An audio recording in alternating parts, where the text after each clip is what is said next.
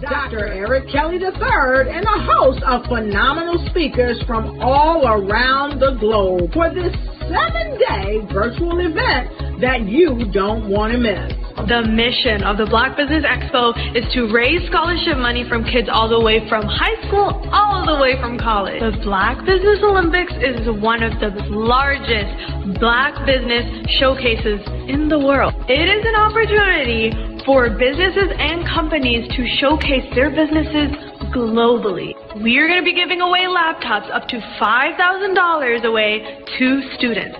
Again, I'm Olivia Appleberry, the founder of 2 Cents Finance and one of the speakers for the expo. I am so excited to see you there. For more info, go to www.blackbusinessexpousa.com or call 919-308-9090 and hope to see you there.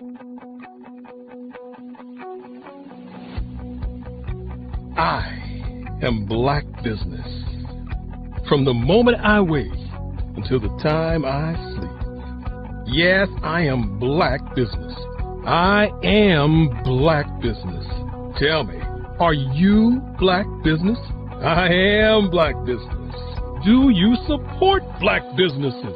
Listen, I support Black business because I am Black Business. Black Business Expo, one of the largest business showcases in the history of Black business in the world. The world! Sign up today at www.blackbusinessexpousa.com or call 919-308-9090. I am Black Business. I am Black Business. From the moment I wake until the time I sleep, I am Black Business. I am Black Business. Are you Black Business? I am Black Business. Do you support Black businesses? I support Black business because I am Black Business.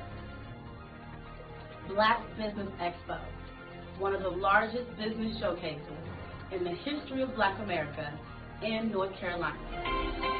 Join Dr. Eric Kelly III and a host of phenomenal speakers from all around the globe for this 7-day virtual event that you don't want to miss.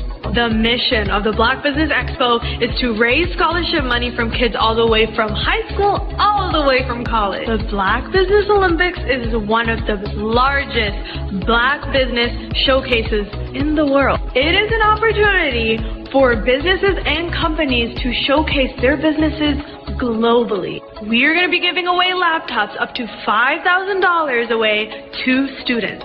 Again, I'm Olivia Appleberry, the founder of 2 Cents Finance and one of the speakers for the expo. I am so excited to see you there. For more info, go to www.blackbusinessexpousa.com or call 919-308-9090 and hope to see you there.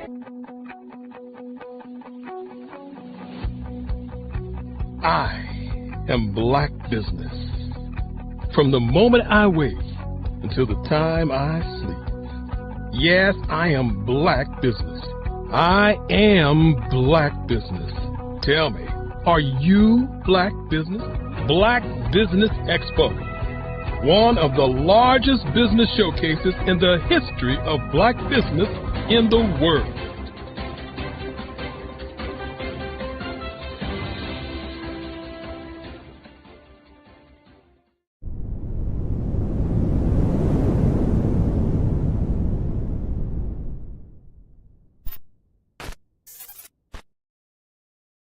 Are you a Black entrepreneur with a vision for global success? Are you ready to take your business to the next level? Introducing the Black Business Network, BBN, one of the largest Black business showcases in the history of the world. The only 24/7 global multimedia ecosystem dedicated to connecting and promoting Black entrepreneurs, brands, and businesses globally. With BBN, you can sell your business now 24 hours a day to over 200 countries. Reach a global audience in real time, build trust, and generate leads like never before. Access a world of opportunity with our live streaming and replay platform, featuring on-demand content, documentaries, and exclusive interviews. Get your exclusive, one-of-a-kind Black Business magazine covers that feature you and your amazing business today. And tap into our Black Business Global Chamber of Commerce, where your voice will be heard globally with over 1 million business owners. Learn the insights and strategies that Black entrepreneurs are using to grow today. Power your business with the Black Business Black Credit and Debit Card. Get cashback, access microloans, and build your business by doing business with Black businesses worldwide.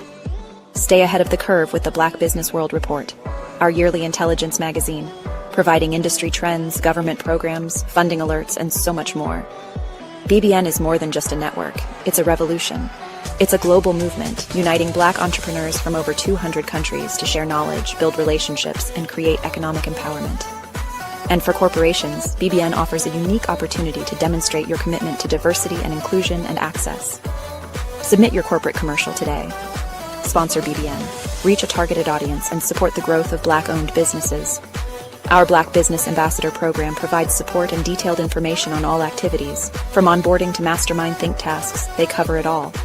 Whether you're looking to expand your business or your viewers, BBN brings together the tools, talent, and technology needed to grow Black-owned businesses worldwide. It's where we speak, sell, connect, and rise. Live and on demand. Join the Black Business Network today. Visit bxtv.org to learn more and unlock your global potential. Where business is broadcast live. Where the future is today. Call 919-308-9090 for your Black Business Fireside Chat today as we showcase your amazing business to over 200 countries. Black Business Network, one of the largest Black business. You are in the right place at the right time.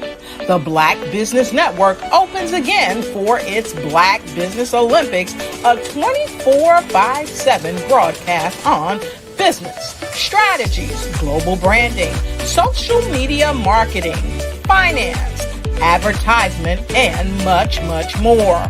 Featuring the top, most powerful entrepreneurs and speakers and thought leaders from all around the world as they gather together for this phenomenal event.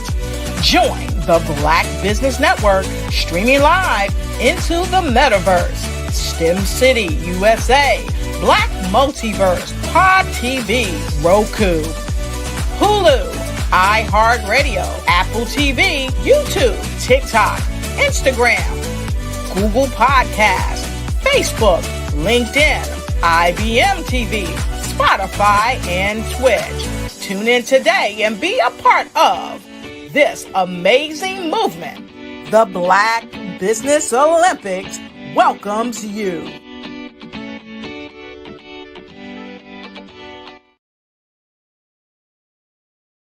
The Black Business Expo's mission is to raise funds for high school seniors going to college or K-12 entrepreneurs.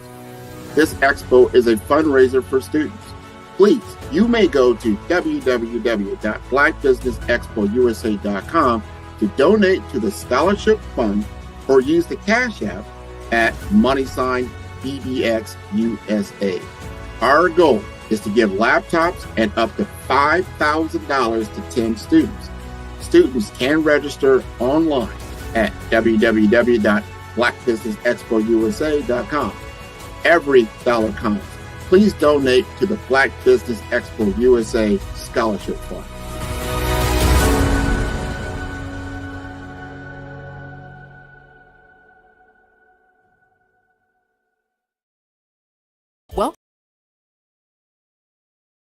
Welcome to Intentionality with Dominique, the show that helps business owners become valued and in-demand suppliers in the marketplace to scale their businesses. Let's start today's show with host and intentional connector, Dominique Simpson-Milton. My favorite question to ask, but what would you say is the difference between working in your business versus working on your business?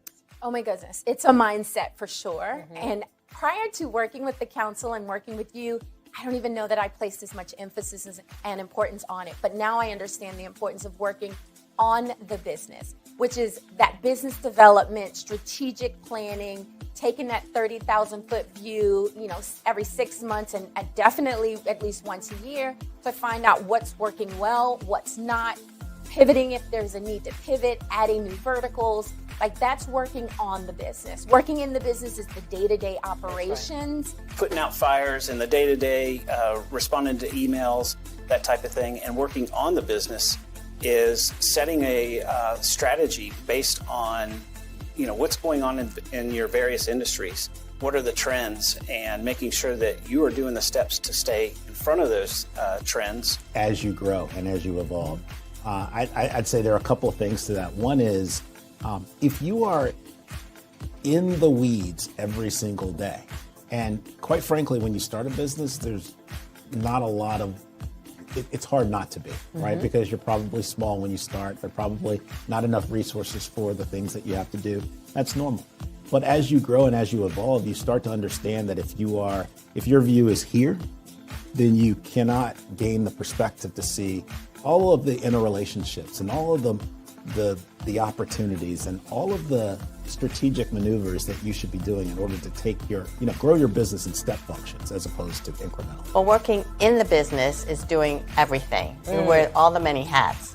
Working on the business is finding out what hat you like and then being able to put in processes, systems, people that will help complement your skills. Chasing the dollars, trying to make sure payroll is done. You have enough work to cover payroll and $2 or $3 in your pocket. The next thing you know, year after year, you're in a rat race. You never been trained to develop your business or to take it to another level. As long as I can focus on where we are going, because no one else is doing that in the company, except for me. So if I can see, here's where we're going, and I need all 10 of y'all to come with me, then if we all do that together, then the business grows because everyone is focused on the thing they're supposed to be focused on. I love that. Yeah. I think for a lot of business owners, particularly when you're just getting started, you're wearing multiple hats. I tell people all the time, I was always letter E, all of the above, when we used to fill in those multiple choice tests. And even now, I still do a lot, but what is really great is that right now I'm in Richmond. My team back in Raleigh is handling everything. I don't have to pick up the phone. I don't have to check that email because I know that they can take on whatever is being thrown at them. Take time to slow down in order to speed up. Invest in CVM SDC developmental programs each year to grow your business. Working in equals maintaining. Working on equals growth. Visit cvmsdc.org for more information on our development programs. Email us at info@cvmsdc.org.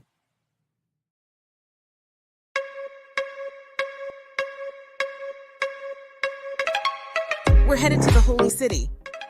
The Carolinas Virginia Minority Supplier Development Council is proud to announce that the 2025 Business Opportunity Conference will be held in Charleston, South Carolina. With support from our 2025 title sponsor, Sunoco, the event will once again feature the Scholarship Swing Golf Tournament curated by West Carey Group and Styra, and host the welcome reception at the International African American Museum. Tickets are on sale now. We look forward to seeing you in Charleston August 3rd through the 5th for the Business Opportunity Conference.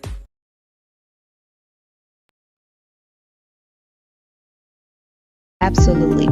So our coaching program help people that have the lack of time, that lack strategies, and lack the confidence to go after their dream life. So we help them implement tools. We help them implement, I love to leave the inherited lack of finances or the education behind finances. But it wasn't until I lost my firstborn, my only son, that life changed for me. And where I was going after it all, living the corporate life, hit my 6-figure income, and living in my dream house with my dream man, driving my dream car. Wow. I nearly lost it all when I lost my son. And so I realized it only takes one financial catastrophe that can change your entire life. That's what made me start All New Beginnings. Because no matter what's going on in life, there's a new beginning. And because of that, we develop a program called Wise Minded. My little slogan is, don't just dream it, let's live it. If they want to connect with you or work with you, what is the best ways for them to be able to do that? Well, for my social media guru, you can connect with me on every single social media platform as Tanya T. Rose.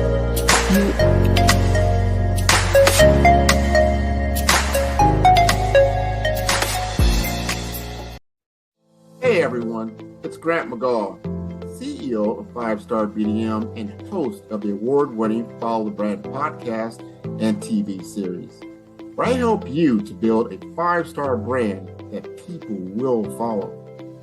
My genius is personal brand development through intelligent communication and helping you achieve your business and career goals.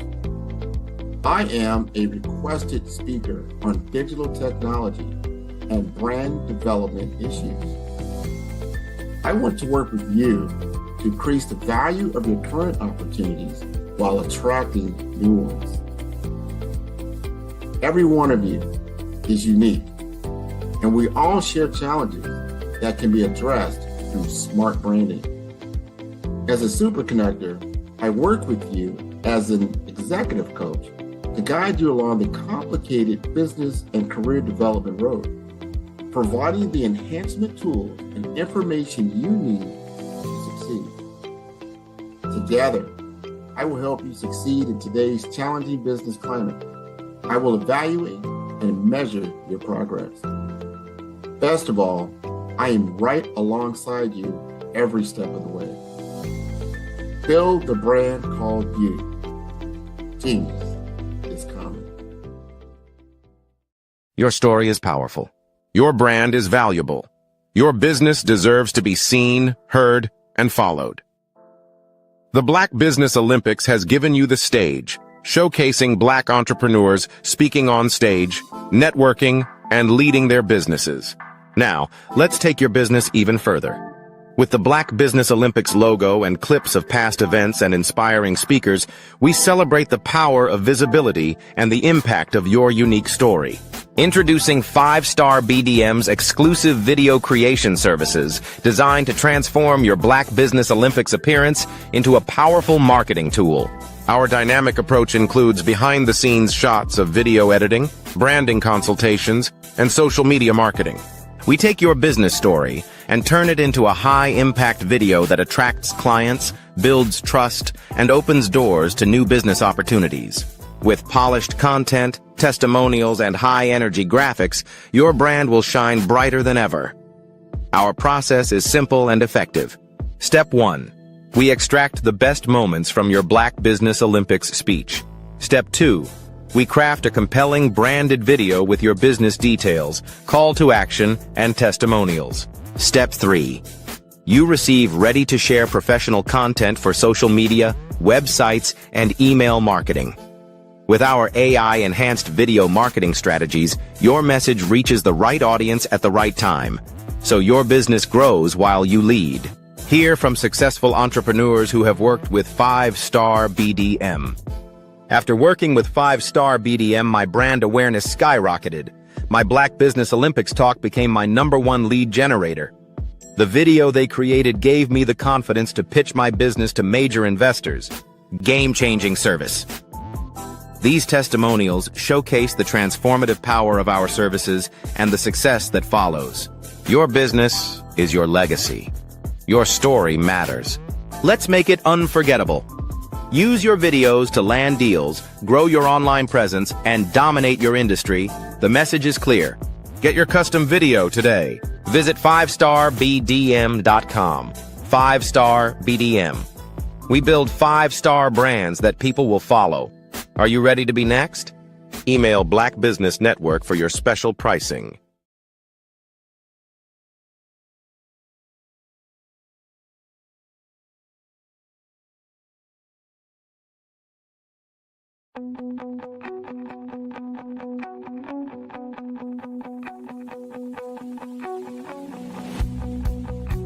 I am Black Business. From the moment I wake until the time I sleep. Yes, I am Black Business. I am Black Business. Tell me, are you Black Business? I am Black business. Do you support Black businesses? Listen, I support Black business because I am Black business. Black Business Expo, one of the largest business showcases in the history of Black business in the world. The world! Sign up today at www.blackbusinessexpousa.com or call 919-308-9090. I am Black business.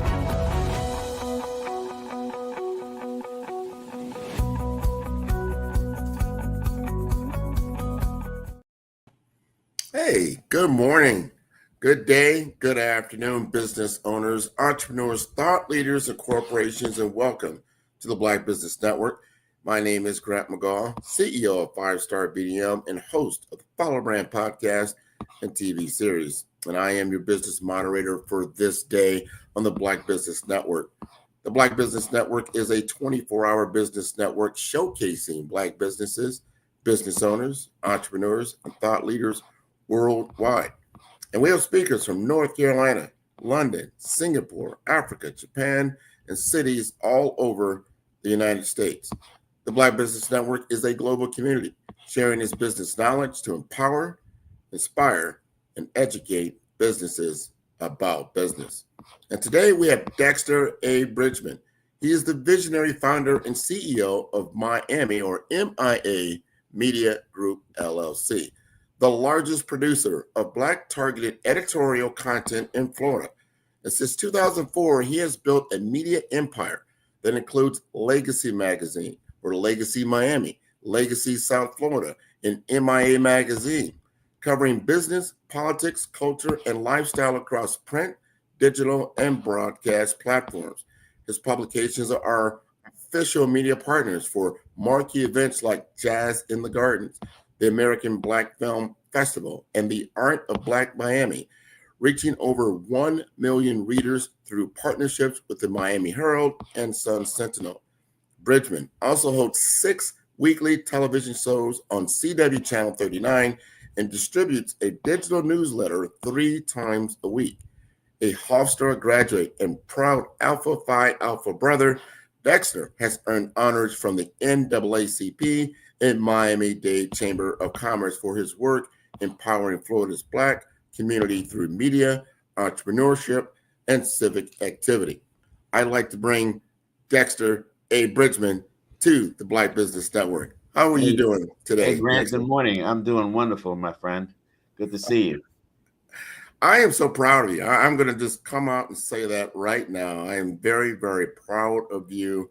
You know, I just went through your bio. I said 2004. This guy has been doing what we call doing what we're doing right now for 21 years. You have been showcasing Black excellence, Black professionals, Black educators in all kinds of different ways to get visibility. And you featured me twice in a couple of different acknowledgments and recognitions. And man, I just wanted to put that out there right here, right now. I'm very, very proud of you. But I want you to tell us your origin story, Dexter. Like, how did you become this media mogul in South Florida? Well, it goes back even further. It goes back some 40-something years. I have to give credit to the person that started it all for me. I had an opportunity to meet Earl Graves, the former founder and CEO of Black Enterprise magazine. And I had an opportunity to tour his office when I was 19 years old on an office tour, like a student type of summer program. And when I walked into his office, he had 2 floors on Madison Avenue. And I don't know if you want, back in, but that would have to be 1980. There weren't too many Black people having offices on Madison Avenue, and yet alone having 2 complete floors that belonged to his company. I was just so impressed. And his office was as big as my house. And had dollar signs on his office, and he had a picture of just about every political and business leader, not just nationally, but internationally. And at the end of the tour, I looked up at him and I said, Mr. Graves, one day I'm going to be a publisher. You have convinced me that this is what I want to do. And some 11 years later, just serendipity or, just, one of these situations, I happened to get an invitation to his 25-year anniversary. And I was stood in line to kiss his ring and to say, hello, Mr. Graves. I did it. And he looked, he said, when I told him the story, of course, he didn't remember me. I mean, you know what I mean?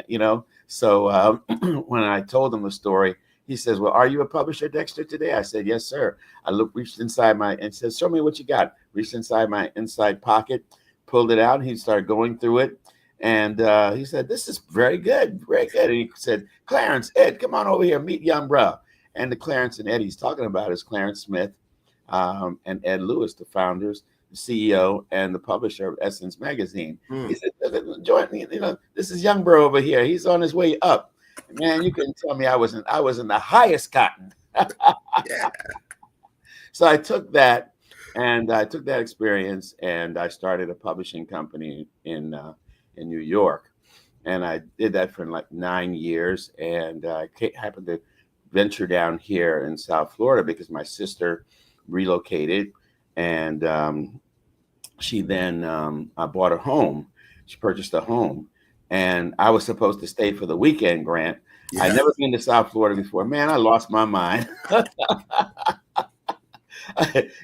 of all, when I was taking off, I was taking off in LaGuardia, and it was 2 feet of snow, and we were the last out. So imagine not ever being in South Florida before, although I've been to the Caribbean and what have you, yada, yada, yada.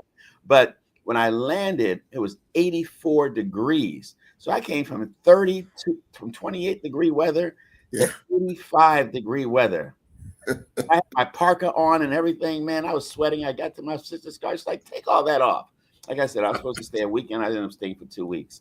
And, I started coming down just about every other weekend.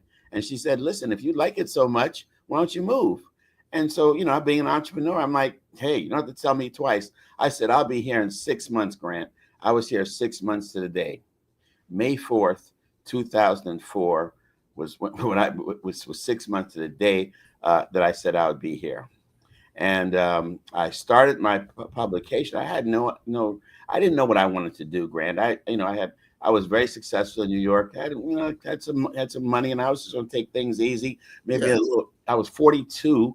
I said, a little retirement, whatever. I'll figure everything out later. But I saw a Miami Herald article, and it said, introducing South Florida's top realtors. Now, Grant, when I came down here in 2004, it was at the peak of the real estate industry. South Florida was still very affordable. And let me tell you something. It didn't matter who I met. I could have met a doctor, a lawyer. I could have met you. I don't know. Do you sell real estate, Grant? I did not. Okay, you did not. You're one of the few people that didn't. Probably. Everybody. If I met the president of Burger King, he would say, hey, my name is John Smith. By the way, I'm the president of Burger King, and I sell real estate. Oh, yeah. So I'm like, how could that be one Black person on that list of 50 people? So they had like 45 men that were either white or Hispanic. And then they had 3 white women and like 2 Hispanic women. Mm-hmm. And I'm like, not one Black person could make that list. So I said, you know what? This is what I'm going to do.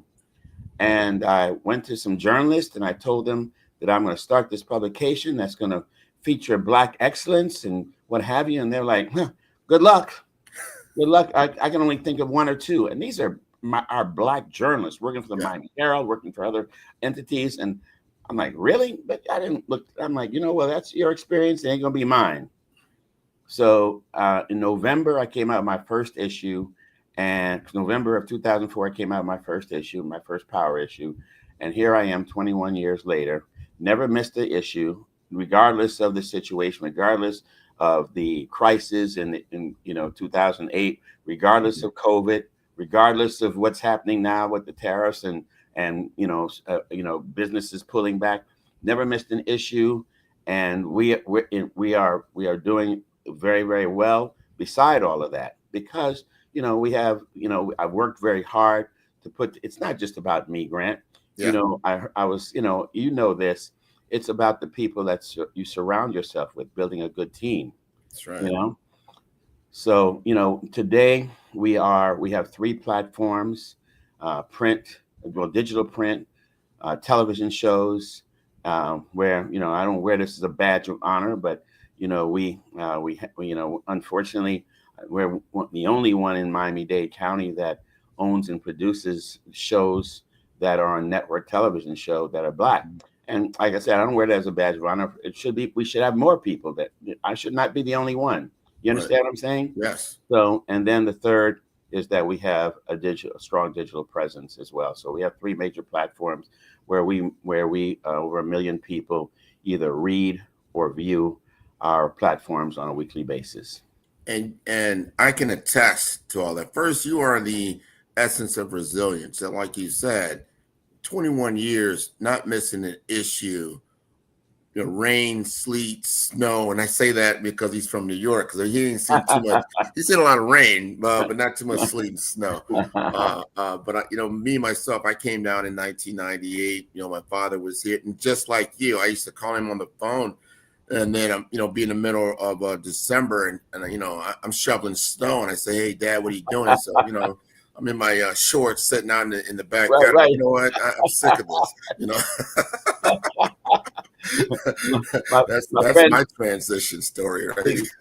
Exactly. I'm very mean to my friends. It's like, January, February, March, I'm walking around with in my sandals and short pants and whatever the case may be, and they're freezing their butts off in New York, and I'm doing selfies and sending it to them. Oh yeah. So this could be you, right? Come on down. But in all seriousness, and I didn't realize you started with the Power Edition.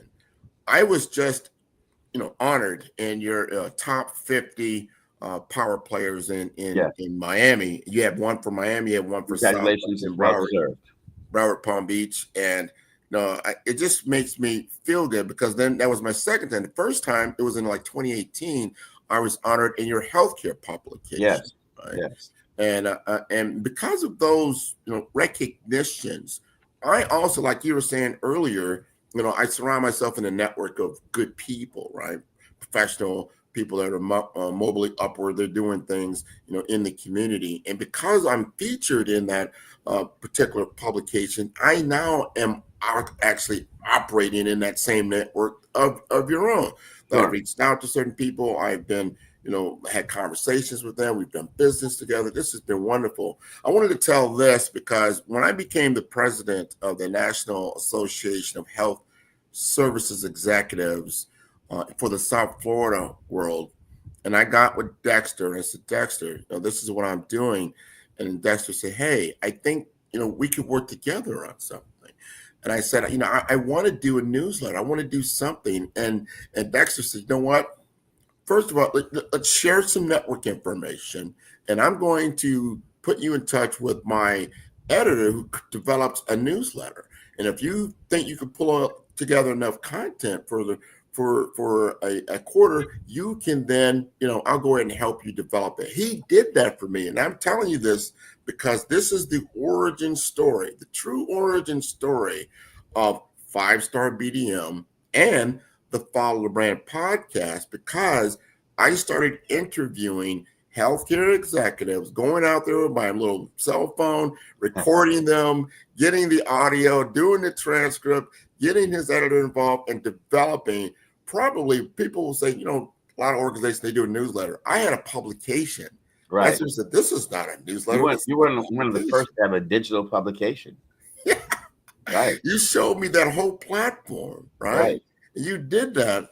So I guess the question is, where are we now as a people when it comes to content creation in your lens, in your eye? Because you've been doing this so long, and you know how now, even before 20 years ago. Content creation is at a fingertips for a lot of people. Digital, audio, print. You can do these things. You've got large language model. Express to us how important it is to be visible in the community. Well, it is, but I will tell you, there's content creators who are journalists, real journalists who went to college and took journalism courses and so forth and became reporters and editors and what have you. And then there are content creators who have opinions, whether they have a written opinion or they have a broadcast opinion. And, you have to give them their due, because that is where the society is going. But at the same time, they don't play the same rules that I do. You know what I mean? I have to, as a journalistic organization, an award-winning journalistic organization, I have to play by rules that are set by guidelines. If you're Michael Smith or Michelle Jones and you're not a journalist, but you have an opinion and your opinions are popular, you can talk about whatever you want to say. You can curse, you can do whatever, and it could be as wild and crazy, or it could be very, very very professionally done, and it could be a situation where you're addressing an audience with I'm not saying a lack of intellect, but when you're sometimes the content creators, they get ahead of themselves, unfortunately, and they just, I'm not talking about just in the Black space, in all spaces, sure. And just spew all sorts of things, racism and everything, and good, bad, and indifferent. So as I said, it's good, and then it's good, but and it also has its drawbacks as well. But in my space, in terms of the world is changing and evolving and what have you, I just recently switched over in December from print to all my publications are now digital flip books. Yeah. Because guess what? The days of going to the newsstands, if there's breaking news, you used to run to the newsstands or run to the supermarket to grab a newspaper. Things are happening like this. No, so as soon as it happens, it's on your phone. You get an alert or whatever the case may be. So the days of newspapers, print newspapers and printing magazines, those days are over. Over. When I started with the Miami Herald back in 2010, their circulation was in the 400,000s. Yeah. When I started with Sun Sentinel, theirs was the same thing. Now the Miami Herald is, putting out 10,000 copies. Sun Sentinel is putting out, 30,000 copies. But they've made a transition to digital. So that's not where their strength is. They keep those publications just because, and one day you're going to wake up and they'll say Miami Herald, Sun Sentinel is no longer printing, and this is the way of the future. A lot of major publishing companies throughout the country are all digital now. This is a big deal, and I hear what you're saying. I know, growing up, one of the biggest things, we have a Herald, especially Miami, my hometown of Omaha, Nebraska, and you would get the paper delivered to you, every day. I remember being even in high school on a Saturday night, we would go and I would work part-time there, and we would put out the Sunday paper. It was it was this thick, full of stuff. Or even looking at the telephone book every year, you get this huge telephone book. Well, that's no longer. So the business of media has pivoted and changed to a digital world. This is one of the reasons why I focus on personal branding from a business development tool, because I'm trying to show people like you've got to be visible and understand how to utilize these digital tool sets that are at your disposal, because this is how people are going to become aware of you. Just like if you have just a brick and mortar building, Right. It's going to be a lot easier for you to, get a presence digitally than it is to somebody, drive. Remember the day of the billboard. You're just driving down the road and you see the billboard, and some of that is still in play, but minuscule. I was blown away what you just said. Miami Herald had a publication of 400,000 newspapers going out probably every day, every week. Every day. And that was 10,000. That's like. Now it's 10 to 12,000, 10 to 15,000, somewhere in that neighborhood, because they realize it's it's a dying industry. Print is dying, and the only way you're going to survive. I mean, again, like they keep it, just because. There's some business reasons to keep it alive as well, but they have made a complete dive, as most major publications in the United States and the world, to digital. And that's what I have done. I try to tell I like to think of myself as I'm a little ahead of the curve in the world of Black media, Black owned media. And I tell my associates all the time, listen, you can't do business the way you did yesterday. Yeah. You've got to transfer. You've got to have a digital presence. You got to have a strong web presence. You got to have a strong social media presence. You have to. You have to. Especially if you're media, people expect that you're going to have something to say on social media, or something that's to represent you on social media. And that's just the way the industry is. And with the advance of AI, that is also impacting our industry. 100% on that. And I've seen it. And as far as morphing, changing the content creation of audio, video, obviously in text, how are people consuming information? And intelligence is super, super important. My question for you is, now you've made the pivot. Are you seeing our Black businesses also making the pivot, or are they holding on to a blockbuster world in a Netflix society? I'll say it like that. Well, let me make sure I understand the question. Repeat it again. Let me make sure I'm going to say it like this. Are our Black businesses keeping up? Are they making the pivot? Okay. Are they making the change? Got it. Unfortunately, from what I see, and I'm honoring and recognizing, I know a lot of the Black businesses and what have you, and in South Florida, and unfortunately, they're not, and we're the last ones usually, unfortunately, to get to the point where we're the last ones to get the technology upgrade. We're the last ones and sometimes it's financial, sometimes it's a lack of knowledge. And I'll give you an example like this. If you go to a chamber meeting, if you go to a chamber meeting, they have grants. Mm-hmm. And the type of grants they have are for like $2,000, how to develop a develop your business plan, how to do this, how to do that. Well, that's only for a certain type of business. You know what I mean? Mm-hmm. If you've been in business for 10, 15 years, you gotta have more advanced knowledge and more advanced type of information.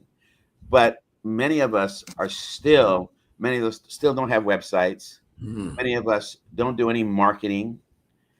Many of us don't, follow any kind. Look at the back in the when we had the recession or the COVID, and people were applying for the federal grants. That money that was go be in your pocket. All you need to do was show your income tax. Right.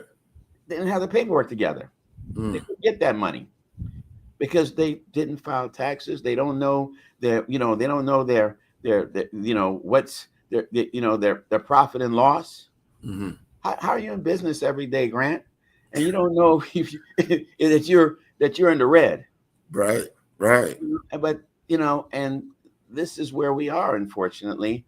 But thanks to organizations like yours, that, you know, you're and when you're talking about it, you're giving an opportunity, or you're talking and educating and informing our community on the importance of that type of thing, because it's you know, I mean, I just don't understand it. I don't get it. I don't understand how you don't. Well, I'm a piggyback on that, and to your point, and I've been doing this now for 5+ years, just on the podcast itself, and and bringing talent to the table like yourself to educate society, because we don't want that to be an excuse. You should know. You have to know, right? I point to our educational system, and I'll point the finger right at it, because we are on a monopoly board. This is what it is. You need to pass go. You need to collect $200. You need to accumulate property. You need to get a home. You need to get a business. And you need to understand this every day and twice on Sunday. However, if you look at our education system, it's really teaching you how to pass go. That's it. And if you only learn how to pass go and collect $200, that'll work in the beginning, until everybody else starts collecting property, start getting monopoly, start collaborating with other people. And all of a sudden, that same block, like you mentioned something earlier around real estate, right, in Miami. I remember coming to Miami, you could buy a really nice home for about $150,000. You really could. It was really nice. That exact same property, nothing changed at all, is now $700,000-$800,000. Exactly. So the block has changed. So you go around the block and collect your $200, you ain't buying much. Right. No, not at all. Not at all. Not at all.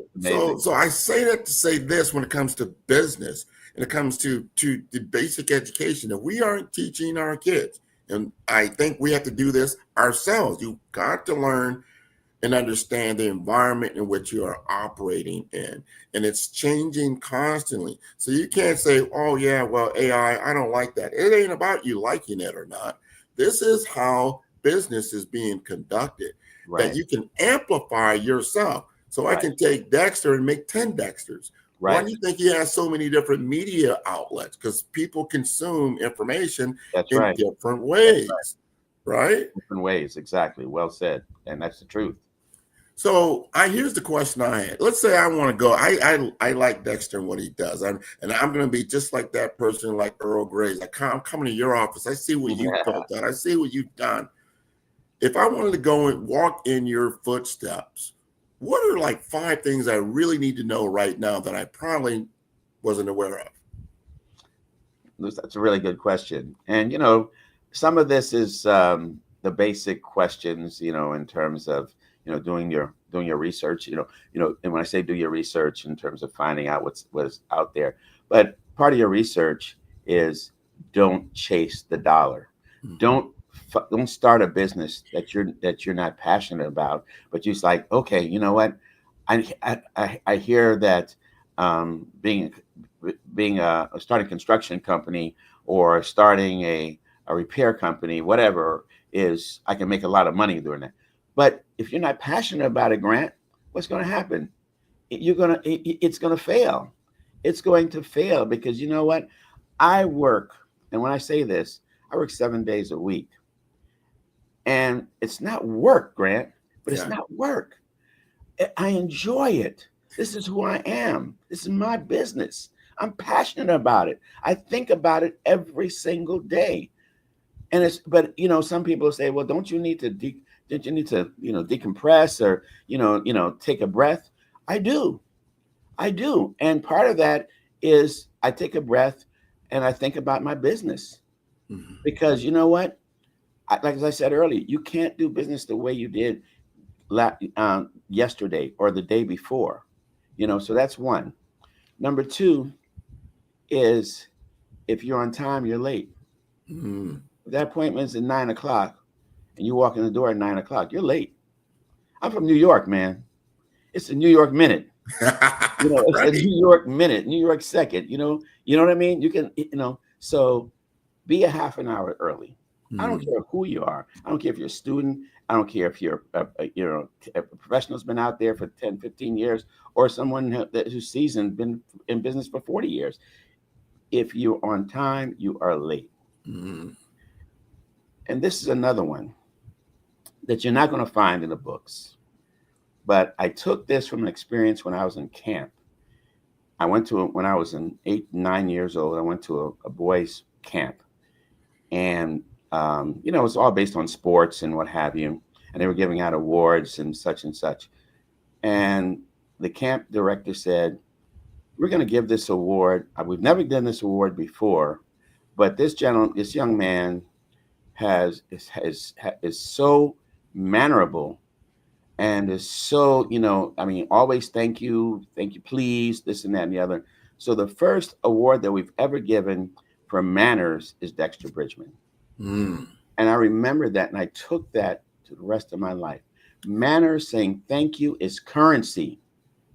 Saying thank you, may I, please, it's currency, Grant, right?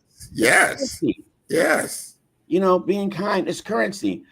Another one, you're not going to hear. The likability factor. Mm-hmm. People like doing business with people they like. Don't be an asshole.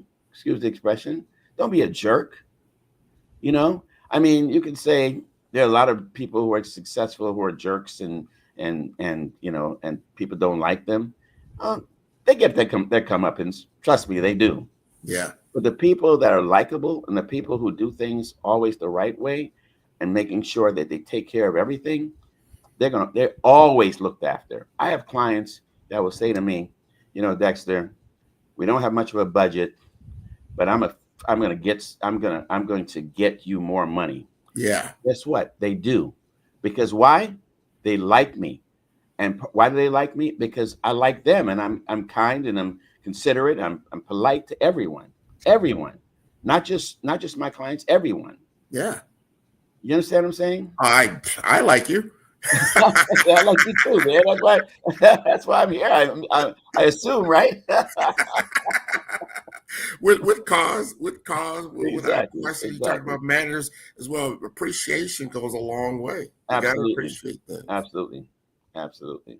And like I said, and the things about making sure that you do things the right way. I mean, I'm from a business perspective, having morals and ethics are also incredibly important.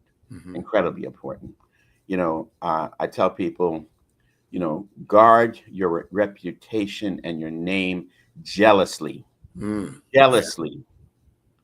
You understand what I'm saying? I do. Make sure that your name is always upheld. I mean, it's not a matter of, doing this. It's not about bragging. It's just about doing the right thing. Guard your name and your reputation jealously.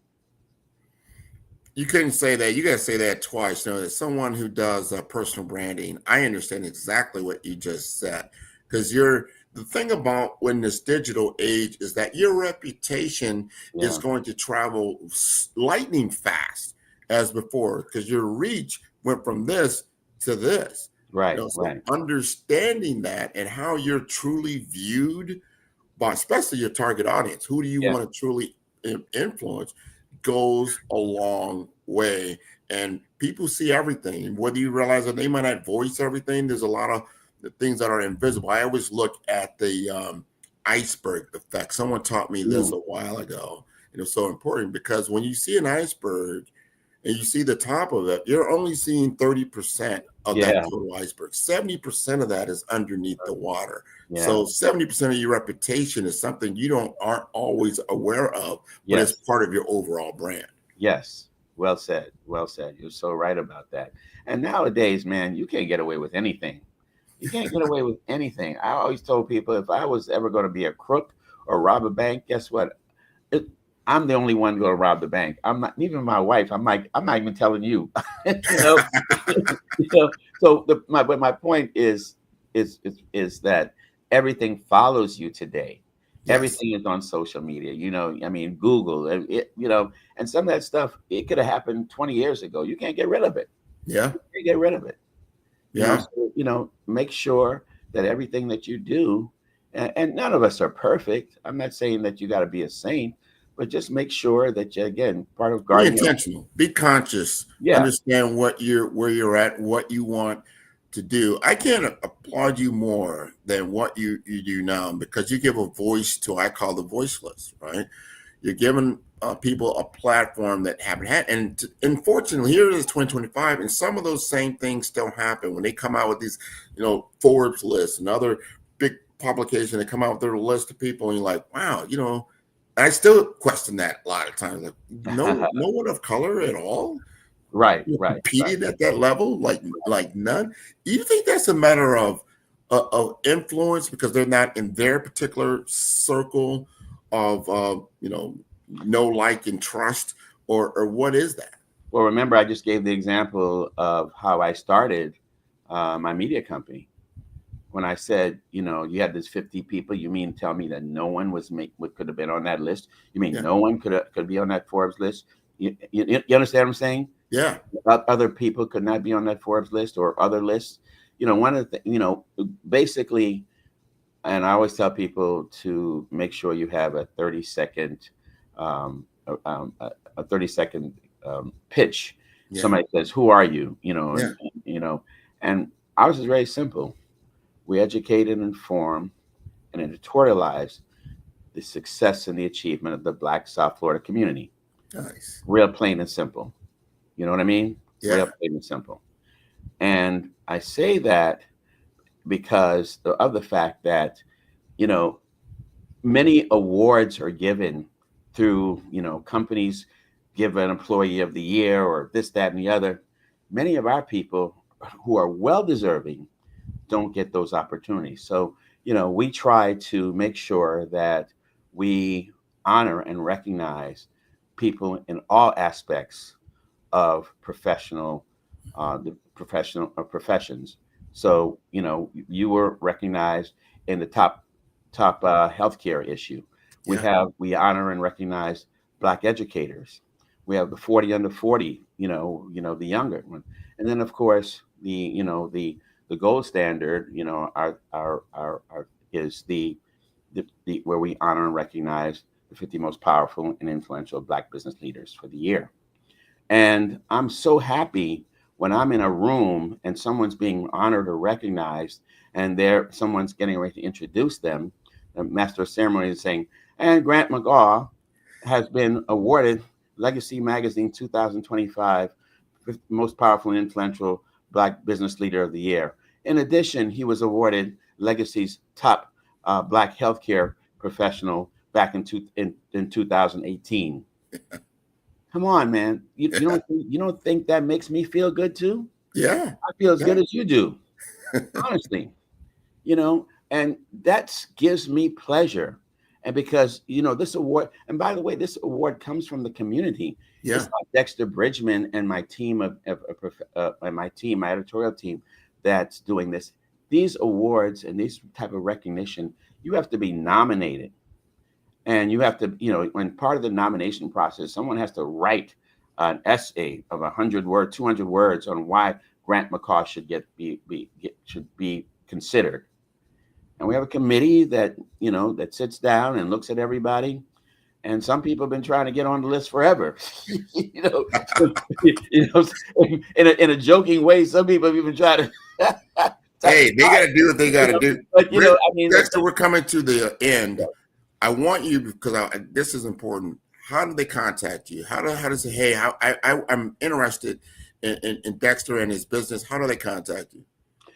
Real simple. You can contact me. You can you can email me at dab@miamediagrp.com.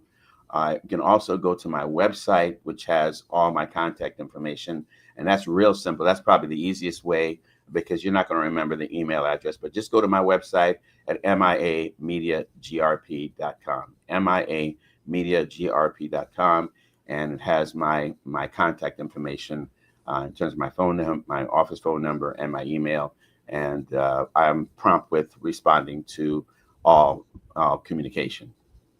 I tell you, I thank you so much for being with us on the Black Business Network. This has been wonderful. We will talk soon again, my friend. Genius is common, and I'll see you on the other side. Thank you. Well, that was wonderful, wonderful, wonderful, wonderful. I want to remind everybody that the Black Business Expo's mission is to raise funds for our K through 12 entrepreneurs. This expo is a fundraiser for students, and you can go to www.blackbusinessexpousa.com to donate to the scholarship fund. Now you can use the Cash App that is on the screen below. That is $BBXUSA. Our goal is to give laptops and up to $5,000 to 10 students. Students, you can register online at www.blackbusinessexpousa.com. Every dollar counts, so we want to remind you to donate to the scholarship fund. And we want to thank our Black Business Expo USA sponsors for July 2025. They include NC100, Moody Capital Partners, Suede Soul, 5-Star BDM Media, Lotus for Shade Coaching and Training, Carolina, Virginia Minority Supplier Development Council, Step Management, Hello LLC, BHS and Associates, Margie McLean Foundation Incorporated, Genius is Common, Earth Essentials, Milani Shani Global, Executive Success Woman Success Institute, The Quality Coaching Company, Superwoman Business Services, Creative Force Studios, Lee Entertainment, Artistic App Design, Black Business Expo USA, and Genius is Common. And I will see you on the other side.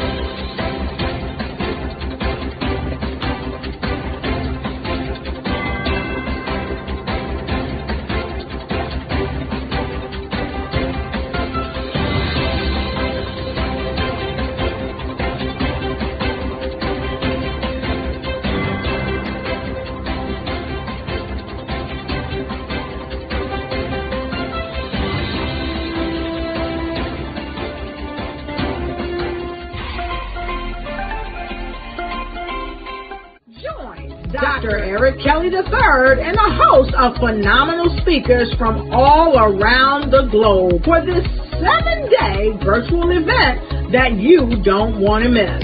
The mission of the Black Business Expo is to raise scholarship money from kids all the way from high school all the way from college. The Black Business Olympics is one of the largest Black business showcases in the world. It is an opportunity for businesses and companies to showcase their businesses globally. We are going to be giving away laptops up to $5,000 away to students.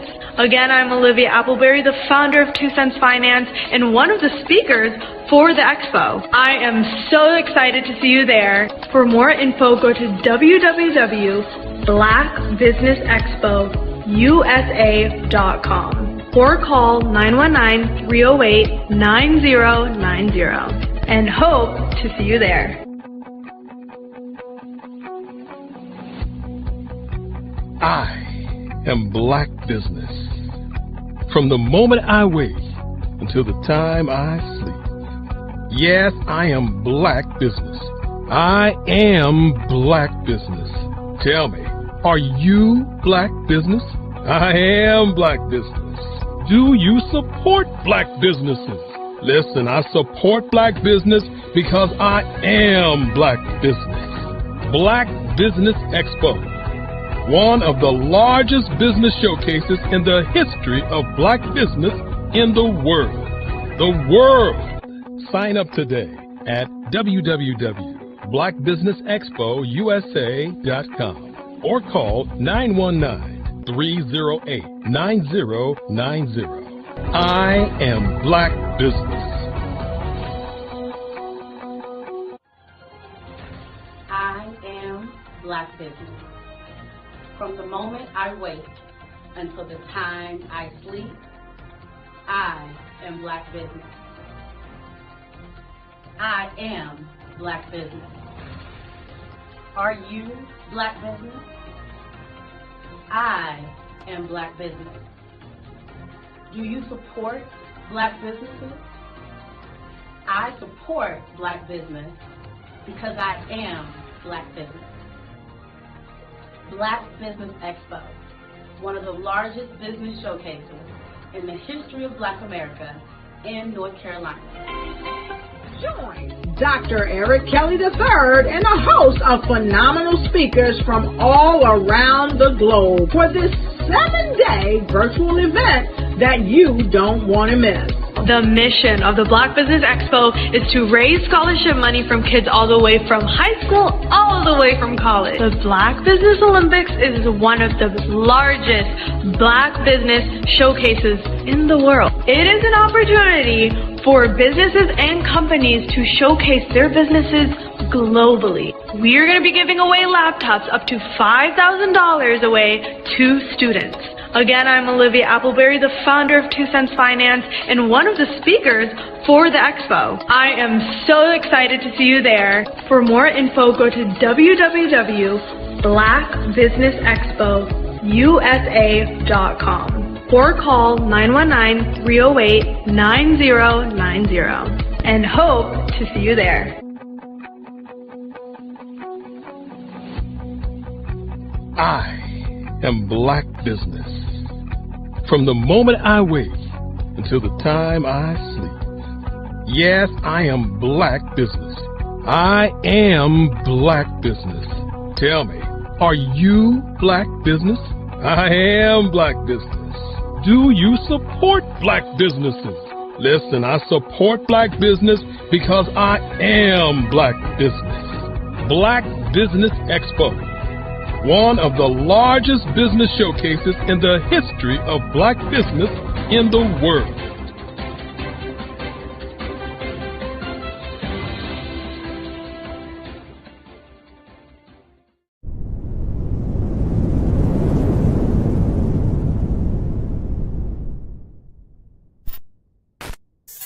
Over the past few years, we've seen the growth of existing and new initiatives focused on financial inclusion, building global networks, and reducing the wealth gap in response to the idea there's not enough seats at the table. Whether their outcomes are to increase the representation of Black executives on corporate boards, ensure an inclusive global economy, or to create new U.S. African commercial pathways, the strategies are often carried out by separate programs. The question is, should they be? With the continent of Africa being home to more than half of the world's fastest growing economies, the youngest workforce, over 400 companies generating more than $1 billion annually, 700 generating more than $500 million annually that are poised for growth, and being the destination of nearly $5 billion in venture capital in 2021. Diversifying U.S. and Africa commercial engagement by building bridges between African businesses and their U.S. diaspora should begin being seen as mutually beneficial. From helping to reduce Africa's enormous capital gap to catalyzing two-way trade opportunities, the COVID-19 global pandemic hopefully has taught us that global challenges and opportunities are more interconnected than we thought. During the pandemic, African companies like Unicorn Flutterwave, insurance provider Reliance Health, ride-hailing app Yasir, and 54Gene, the continent's first bank of DNA on people of African descent, prove that when African companies have access to networks, capital, and information, they grow big, grow fast, and create solutions that are valuable to the world. This is why Be Direct was created. We are the first U.S.-based but African-centric board preparedness and board search company designed to connect U.S. Black talent and corporations to African businesses. Unique and fundamental to Be Direct's success is our process of helping board candidates adapt their experience and networks to an African context before they're connected to high-growth companies that are looking to locally and globally scale. From our focus groups with African business execs and government leaders, we don't ignore the sentiment that business is easy, but people are hard. Having a pool of board candidates with hard-to-access networks and extensive experience across the business life cycle, including successfully raising capital, is table stakes for an initiative like this. So yes, we have that. But corporate or entrepreneurial success in the U.S. does not guarantee success in Africa. Developed alongside industry partners on the continent, our training program, Be Direct Prep, is designed to transpose their experience to create cultural comfort, understanding, and a commitment to helping businesses in Africa scale. Our board governance sessions are African continental and country specific, integrated with cultural awareness and dexterity training, masterclasses led by African industry execs, and mentoring and coaching from African continental-based facilitators. But even more unique to Be Direct Prep, we cap off our training program with an immersion trip to help candidates that have not been to Africa before see and feel Africa's complexity and opportunity from African soil. We all know traditional network-based board placement has historically left a lot of us out of ever really being in the paid board pipeline. Our strategy supports the work of many great organizations that are successfully filling seats at U.S. board tables by creating more tables for those that are still left on the sideline. It's time to start seeing the role and value of U.S. Black talent and businesses on the continent of Africa differently. Old perceptions and habits limit economic inclusion. Let's transition Black talent and the African businesses they will support from the periphery of the global economy to its core. Living in a global lockdown, we all know now how fast local and global economies can change, and see the value of having businesses that hire, strengthen local value chains, and even grow globally. Status quo in any form holds back progress. We must democratize U.S.-Africa commercial engagement by socially and economically connecting cultures that have long been disconnected. It's time for Africa's U.S. diaspora to redefine their global value by helping African businesses scale continentally and globally.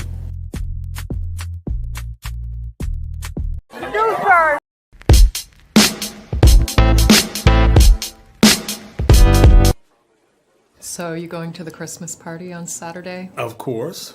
What do you think folks will say if my wife and I didn't show up? Plus, they miss my dance moves. Please, those moves from the 80s? Seriously lame. Lame? Well, maybe a little bit, but this chief of surgery always gets the party started, sister.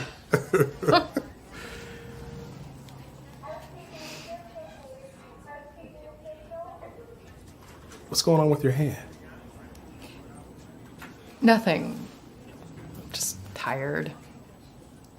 Stress. Jen, we've known each other a long time now. And we've always been honest with each other.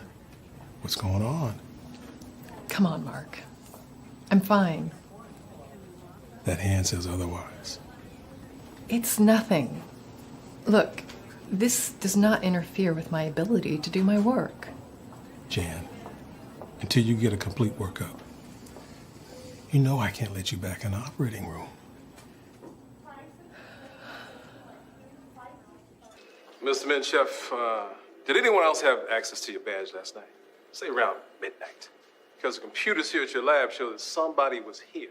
And although your cameras don't show it, somebody was in your building. The chip is his property. Belongs to him. No, he belongs to no one. Simon, do you belong to him? No, he has a right. He has no rights. Belongs to him. Chain up.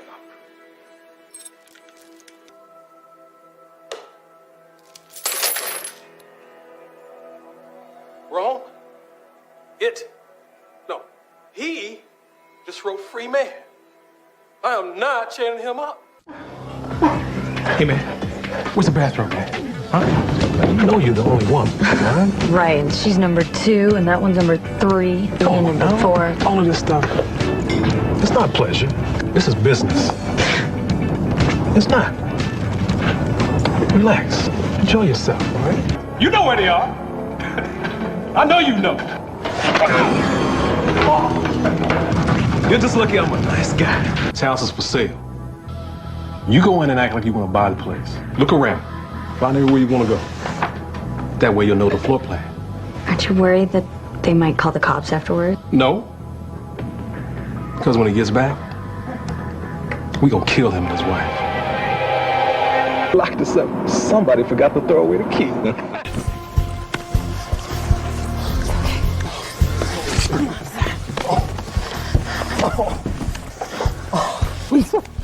Sir, she's gone, but you're gonna make it, okay?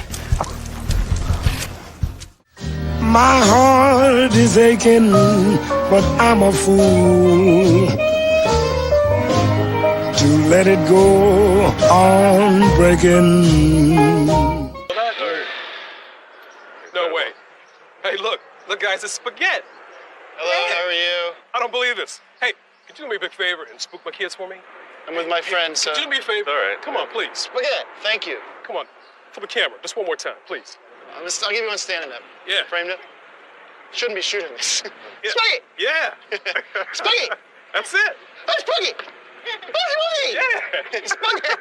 Yeah. Spaghetti! That's it. Yeah, Making our day. Spaghetti, yes. Hey, I'll give you 3 more. One more quick favor. Yeah. Could you take a picture with them? My Yeah. kids? Huh? Come on. Let's do it. Yeah. Right here. Got you all in frame here. Do you mind if you move out of the picture a little bit? You're kind of in the way. Yeah, I'll try. All right, listen, I appreciate it. Thanks.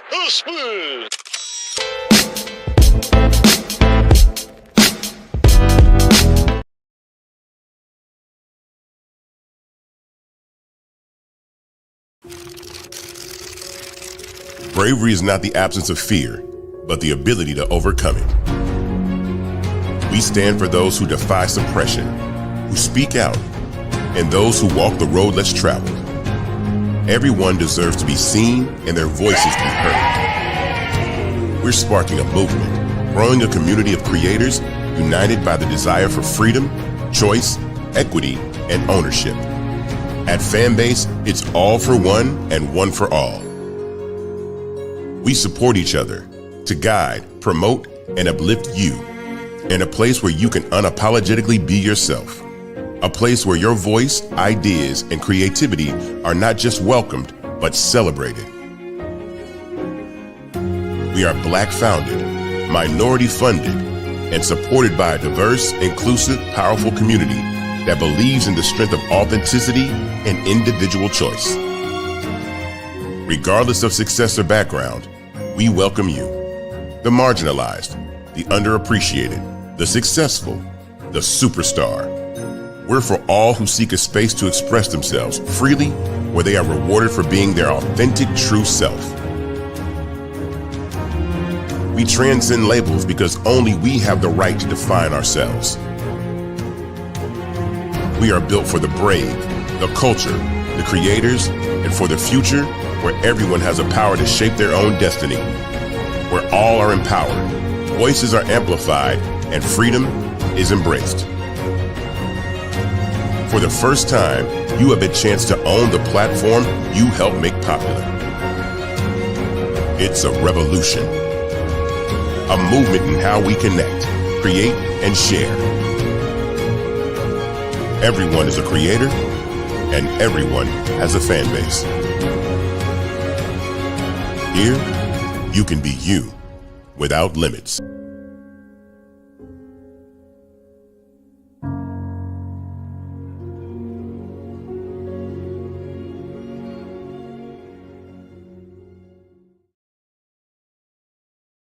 Welcome to Intentionality with Dominique, the show that helps business owners become valued and in-demand suppliers in the marketplace to scale their businesses. Let's start today's show with host and intentional connector, Dominique Simpson-Milton. My favorite question to ask, but what would you say is the difference between working in your business versus working on your business? Oh my goodness, it's a mindset for sure. And prior to working with the council and working with you, I don't even know that I placed as much emphasis and importance on it. But now I understand the importance of working on the business, which is that business development, strategic planning, taking that 30,000 foot view, every 6 months and definitely at least once a year to find out what's working well, what's not, pivoting if there's a need to pivot, adding new verticals. Like that's working on the business. Working in the business is the day-to-day operations. Right. Putting out fires in the day-to-day, responding to emails, that type of thing. And working on the business is setting a strategy based on, what's going on in your various industries. What are the trends, and making sure that you are doing the steps to stay in front of those trends. As you grow and as you evolve, I'd say there are a couple of things to that. One is, if you are in the weeds every single day, and quite frankly, when you start a business, there's not a lot of, it's hard not to be, right? Because you're probably small when you start. There are probably not enough resources for the things that you have to do. That's normal. But as you grow and as you evolve, you start to understand that if your view is here, then you cannot gain the perspective to see all of the interrelationships and all of the opportunities and all of the strategic maneuvers that you should be doing in order to take grow your business in step functions as opposed to incremental. Well, working in the business is doing everything. You wear all the many hats. Working on the business is finding out what hat you like and then being able to put in processes, systems, people that will help complement your skills. Chasing the dollars, trying to make sure payroll is done, You have enough work to cover payroll and $2 or $3 in your pocket. The next thing you know, year after year, you're in a rat race. You never been trained to develop your business or to take it to another level. As long as I can focus on where we are going, because no one else is doing that in the company except for me. So if I can see, here's where we're going, and I need all y'all, all 10 of y'all to come with me, then if we all do that together, then the business grows because everyone is focused on the thing they're supposed to be focused on. Love that. Yeah. I think for a lot of business owners, particularly when you're just getting started, you're wearing multiple hats. I tell people all the time, I was always letter E, all of the above, when we used to fill in those multiple choice tests. And, you know, even now I still do a lot, but what is really great is that right now I'm in Richmond. My team back in Raleigh is handling everything. I don't have to pick up the phone. I don't have to check that email because I know that they can take on whatever is being thrown at them. Take time to slow down in order to speed up. Invest in CVM SDC developmental programs each year to grow your business. Working in equals maintaining. Working on equals growth. Visit cvmsdc.org for more information on our development programs. Email us at info@cvmsdc.org.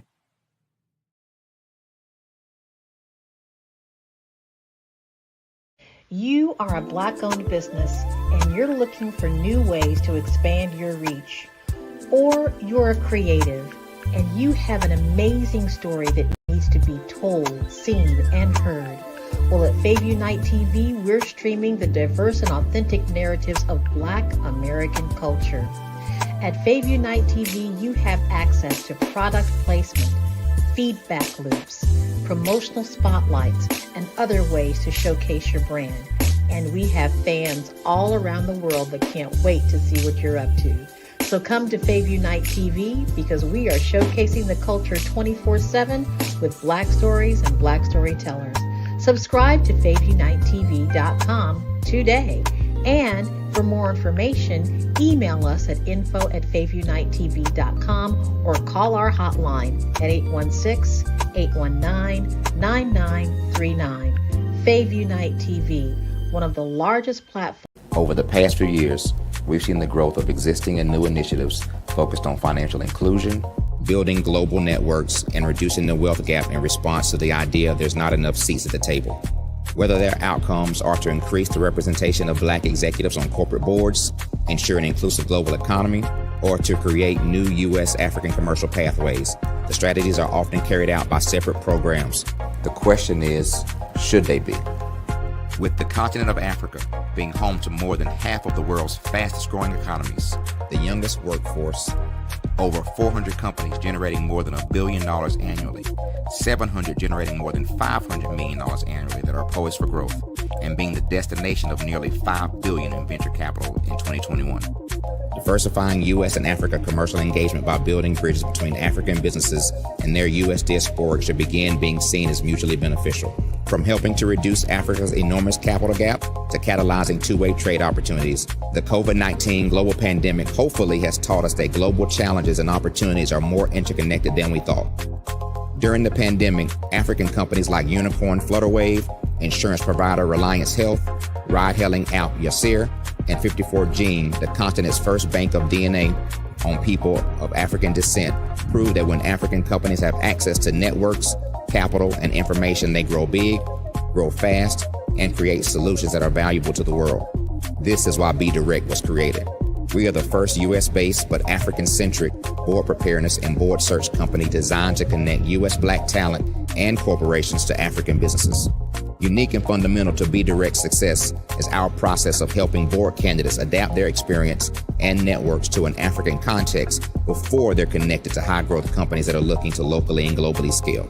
From our focus groups with African business execs and government leaders, we don't ignore the sentiment that business is easy, but people are hard.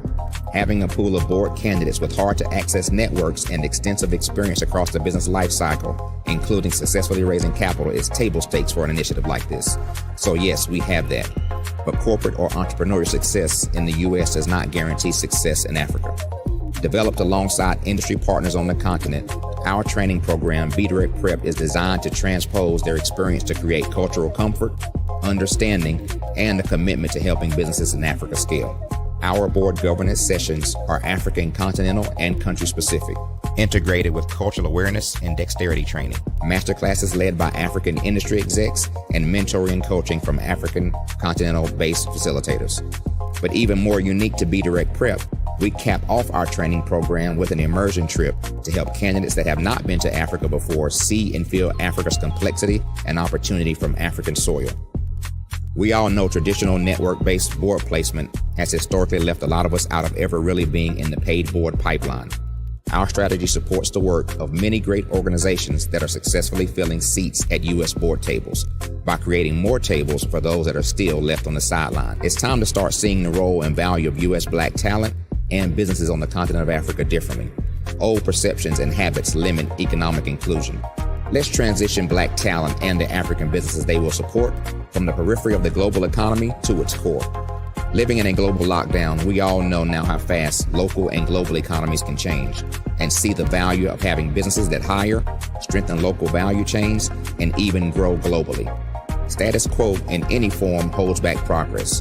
We must democratize U.S.-Africa commercial engagement by socially and economically connecting cultures that have long been disconnected. It's time for Africa's U.S. diaspora to redefine their global value by helping African businesses scale continentally and globally.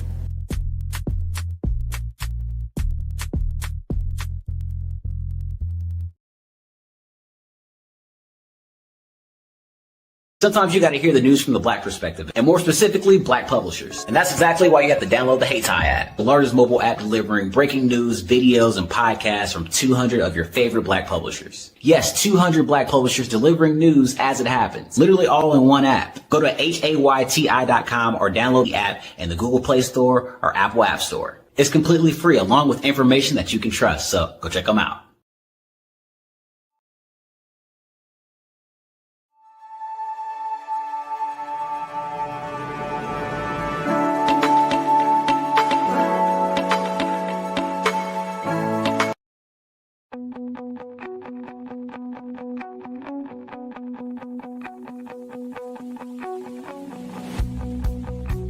I am Black Business.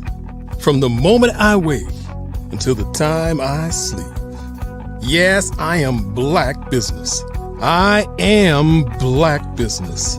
Tell me, are you Black Business? I am Black Business. Do you support Black businesses? Listen, I support Black business because I am Black Business. Black Business Expo, one of the largest business showcases in the history of Black business in the world. The world! Sign up today at www.blackbusinessexpousa.com or call 919-308-9090. I am Black Business.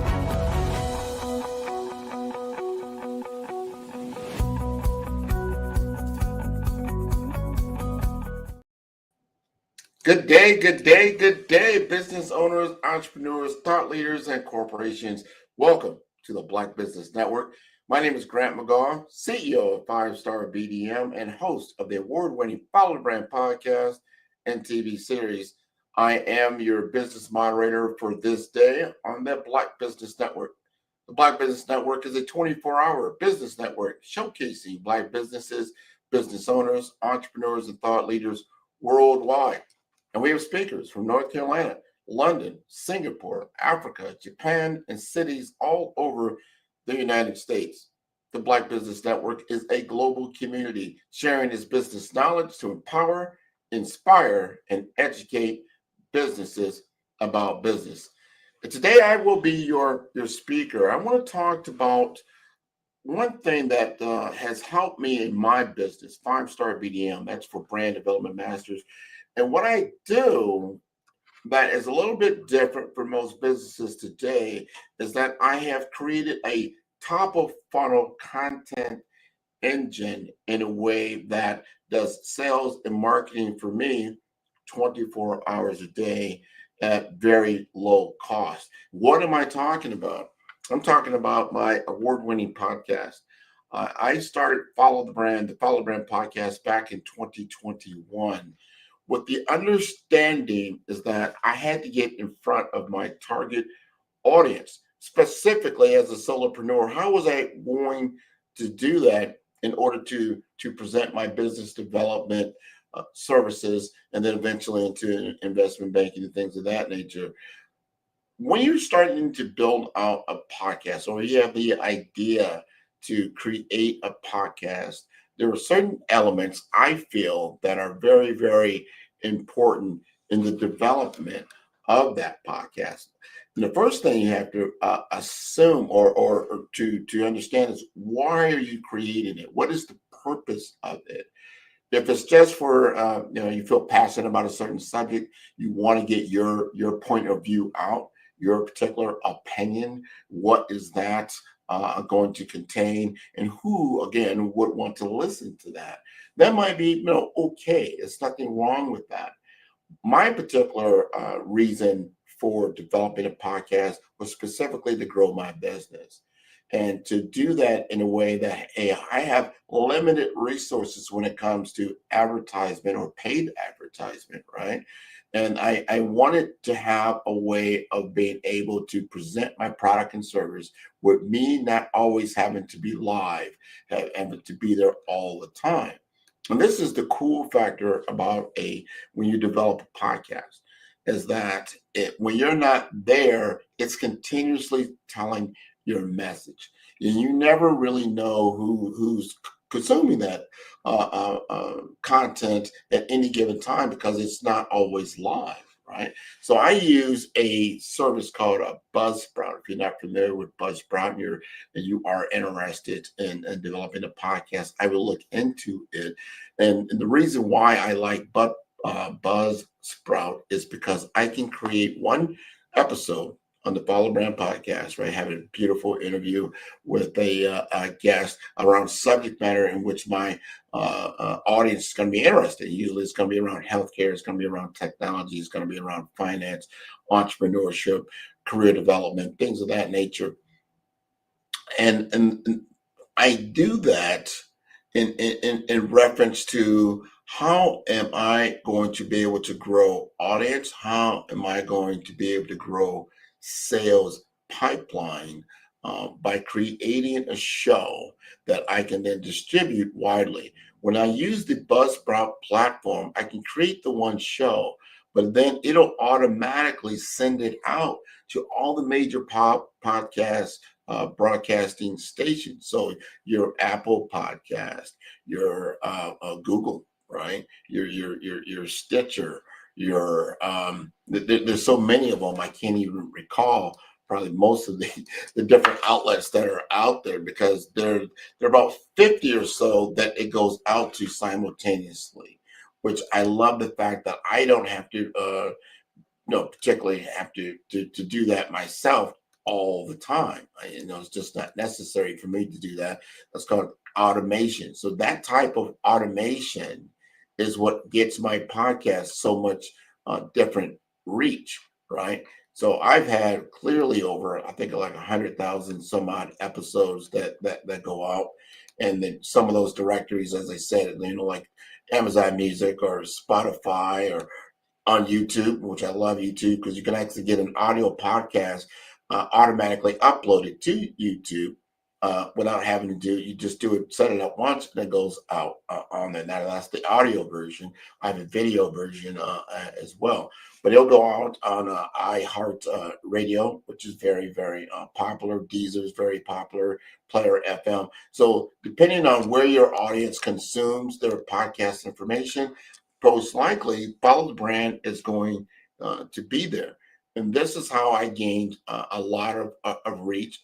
Obviously, you've then got to have, you've got to have a personality that goes along with the show that you're looking to do. It has to fit you and how you present yourself. Part of what I call the brand identity. How are you going to create this persona of yourself that, again, if your purpose, like in my case, is to create business opportunity, business development. You don't want to just be a sales show. People don't want to be sold to 24 hours a day, but they would like good content. They do like information. They do like intelligence. And they're like, that was interesting. And oh, by the way, this is presented by 5-Star BDM. That is my formula for success, because I have become, and I learned this from another podcaster, and I was telling him, hey, I've developed this show and I want to get sponsors. And he said, why? I said, because, I want to be able to get the show paid for. And he said, you already have a sponsor. And I said, who? I said, you. 5-Star BDM is the sponsor of the show. And you can insert your own commercials. You can put your own type of spin on the content that you have that supports the show. And because it's shown 24 hours a day, you never exactly know who's listening to any of these episodes at any given time that are interested in those particular episodes. You're constantly showcasing your brand. You have the value that you're looking for. So one of the unique things about podcasting is that you have built-in brand awareness that you put into the show when you really think it through. So I told it to a number of different people, and they're like, wow, I never looked at it like that. Yeah, you can get affiliate marketing and things of that nature. There's nothing wrong with that. But always look at the point of what can you use immediately that you don't necessarily need an outside resource for. And that is your own business. And if you develop a podcast show, and what you can do, and this is another thing, how consistent can you be with your messaging? I produce a weekly show because I have the content, I have the different guests in my network that I don't really have the challenge of myself of getting guests to be on the show. It's been pretty consistent over the last 4 to 5 years because I've been intentional about it, but I was intentional about building out my network, specifically on social media, and more specifically on LinkedIn, where there are professionals there that are willing to showcase their zone of genius, their subject matter expertise in the world of healthcare, technology, finance, career development, business development, all these different things that I love to talk about that fit well into what 5-Star BDM does from a service level, right? And when you have harmony on the platforms that you are looking to influence and serve, it starts to make sense. So going back to what I was saying, if you're going to develop a podcast, you want to think through what exactly are you going to present that's going to be interesting to the target market that you're looking to influence, and really think through that. I have been a career person in business development, information technology, 25, 30 years. And what came out of that when I went through my pivot and my transformation is that people really like how I had presented myself on LinkedIn and putting together different types of information and intelligence that they didn't know about in the realm of IT, in the realm of healthcare, and in the realm of finance. So I looked at that and they said, people are coming to me. And this is a very important thing. What do people typically come to you about? Not what you want to talk about always, but what do other people pick up a phone, send you a text, DM you, direct message you on social media about? What are they coming to you about? And when you really take a look at that, wow, they look to me for, in my particular case, it was a connector. I said, Grant, you know a lot of people. Do you know so-and-so? Do you know somebody that can do this type of service or work? And that became my go-to. And what I did was I developed around that the naming for the show, which was Follow the Brand, because people wanted to follow me. They wanted to connect with me. So I said, well, follow the brand, because if you follow me, a lot of people that you're probably looking to connect with are going to be on the show, right? And then it becomes an opportunity for you to learn, and then opportunity for you to grow your own particular network. So Follow the Brand was born out of that, but it took a lot of soul searching. It didn't just come all of a sudden. It takes time to develop that because it has to be something that's well-rounded, something, and when it comes talking about the title and the purpose of the show, that can scale, that can be utilized in a lot of different formats. It's not so narrow. People like to niche down, and it's important to niche down so you're not in the commodity zone, but you don't want to be so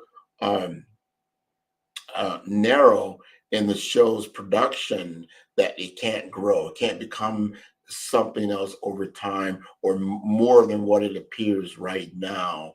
And so when I have something that's Follow the Brand, well, that's big. You talk about brand, you talk about business. I focus a lot on personal branding because I so important, the human element, the human capital element, because without you, there is no business. And if you don't know how to digitally represent yourself and present yourself in a manner in which is conducive to what you want to accomplish, that's going to be a problem. And so it's so important to understand how to do these things. So I utilize podcasting for brand awareness, right? To grow the business. And I used it also to change the persona that I was also known for a very long time. Information technology professional. I had to now grow upon that. So I am that, but I'm more than that. I'm into brand development, right? I'm into being a healthcare advocate. I am a champion for healthcare professionals. I am a champion for those that are engaging with the healthcare profession so they can get more knowledge and awareness.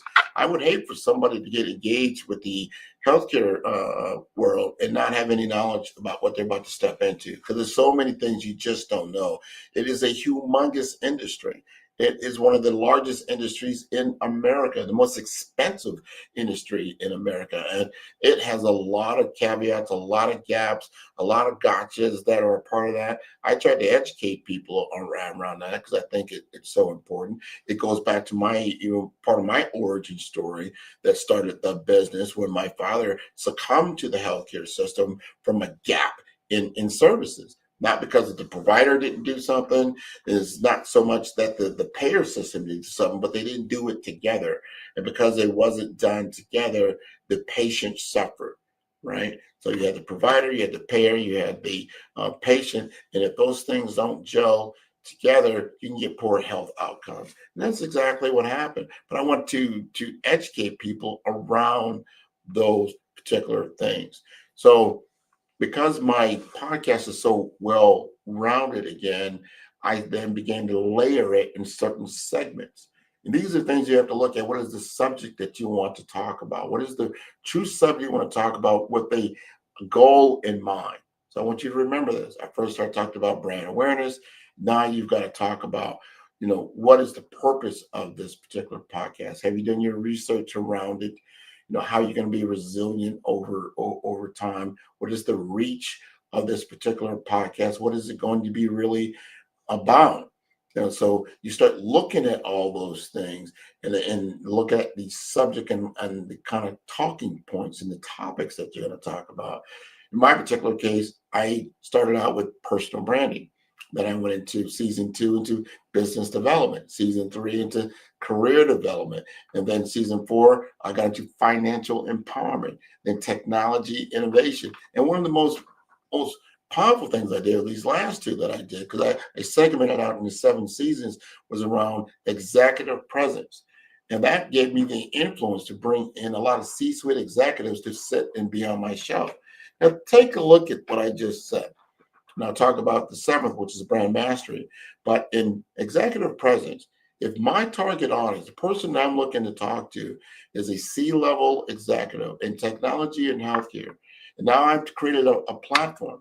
Instead of me sending them a bunch of emails, hey, sit down and talk to me, I have a service you might be interested in, or picking up the phone and trying to cold call them all day long and try to get through, right? I might not even have their phone number or the things of that nature to get through to them.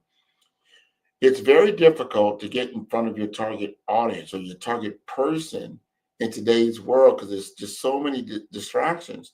So if you're just depending on emailing someone and depending on phone calling them, depending on potentially seeing them at a business network event, and that could happen, but they're going to be pulled in many different directions. I'm telling you, you still have to do all three of those things. I'm not telling you don't do those. Yes, you do. But wouldn't it be better if you had something in front of that? And that is a content creation platform, like a podcast. I presented a podcast for this executive world of C-suite executives to give them a platform for them to come on the show and talk about their business or talk about their career. And because I did that, I now have an hour to talk to my ideal client. And they tell me exactly what's going on in their world. Don't you think by the time I then email them, they'll probably open that email, or if I give them a call, they're going to pick up the phone. If I invite them to another event or something like that, that they will probably do that because I've established a relationship, right?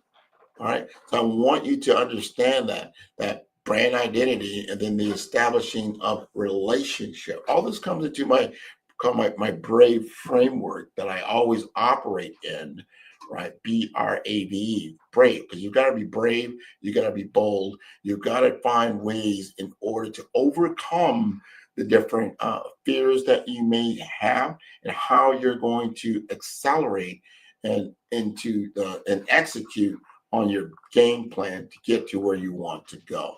So brand awareness, brand identity, boldness, that's that B. You've got to do your research, right? You've got to understand how you're going to get the reach, and you've got to develop a relationship and a platform in order for them to do that. I created a platform in order for me to get in front of my target audience. And then I got an hour to talk to them and then create opportunities even after that. And remember, that particular piece of content lives on indefinitely, right? And I've had this actually happen to me, and I couldn't, it really, it made me understand the power that you can have when you develop a platform for others to begin to tell their story. And I was at an event, and it was just like a dinner event and a networking event. And we got to talking, and I got to tell people like who I was and what I did and why I do it. And then afterward, a gentleman came up to me and said, "Grant, I want to thank you."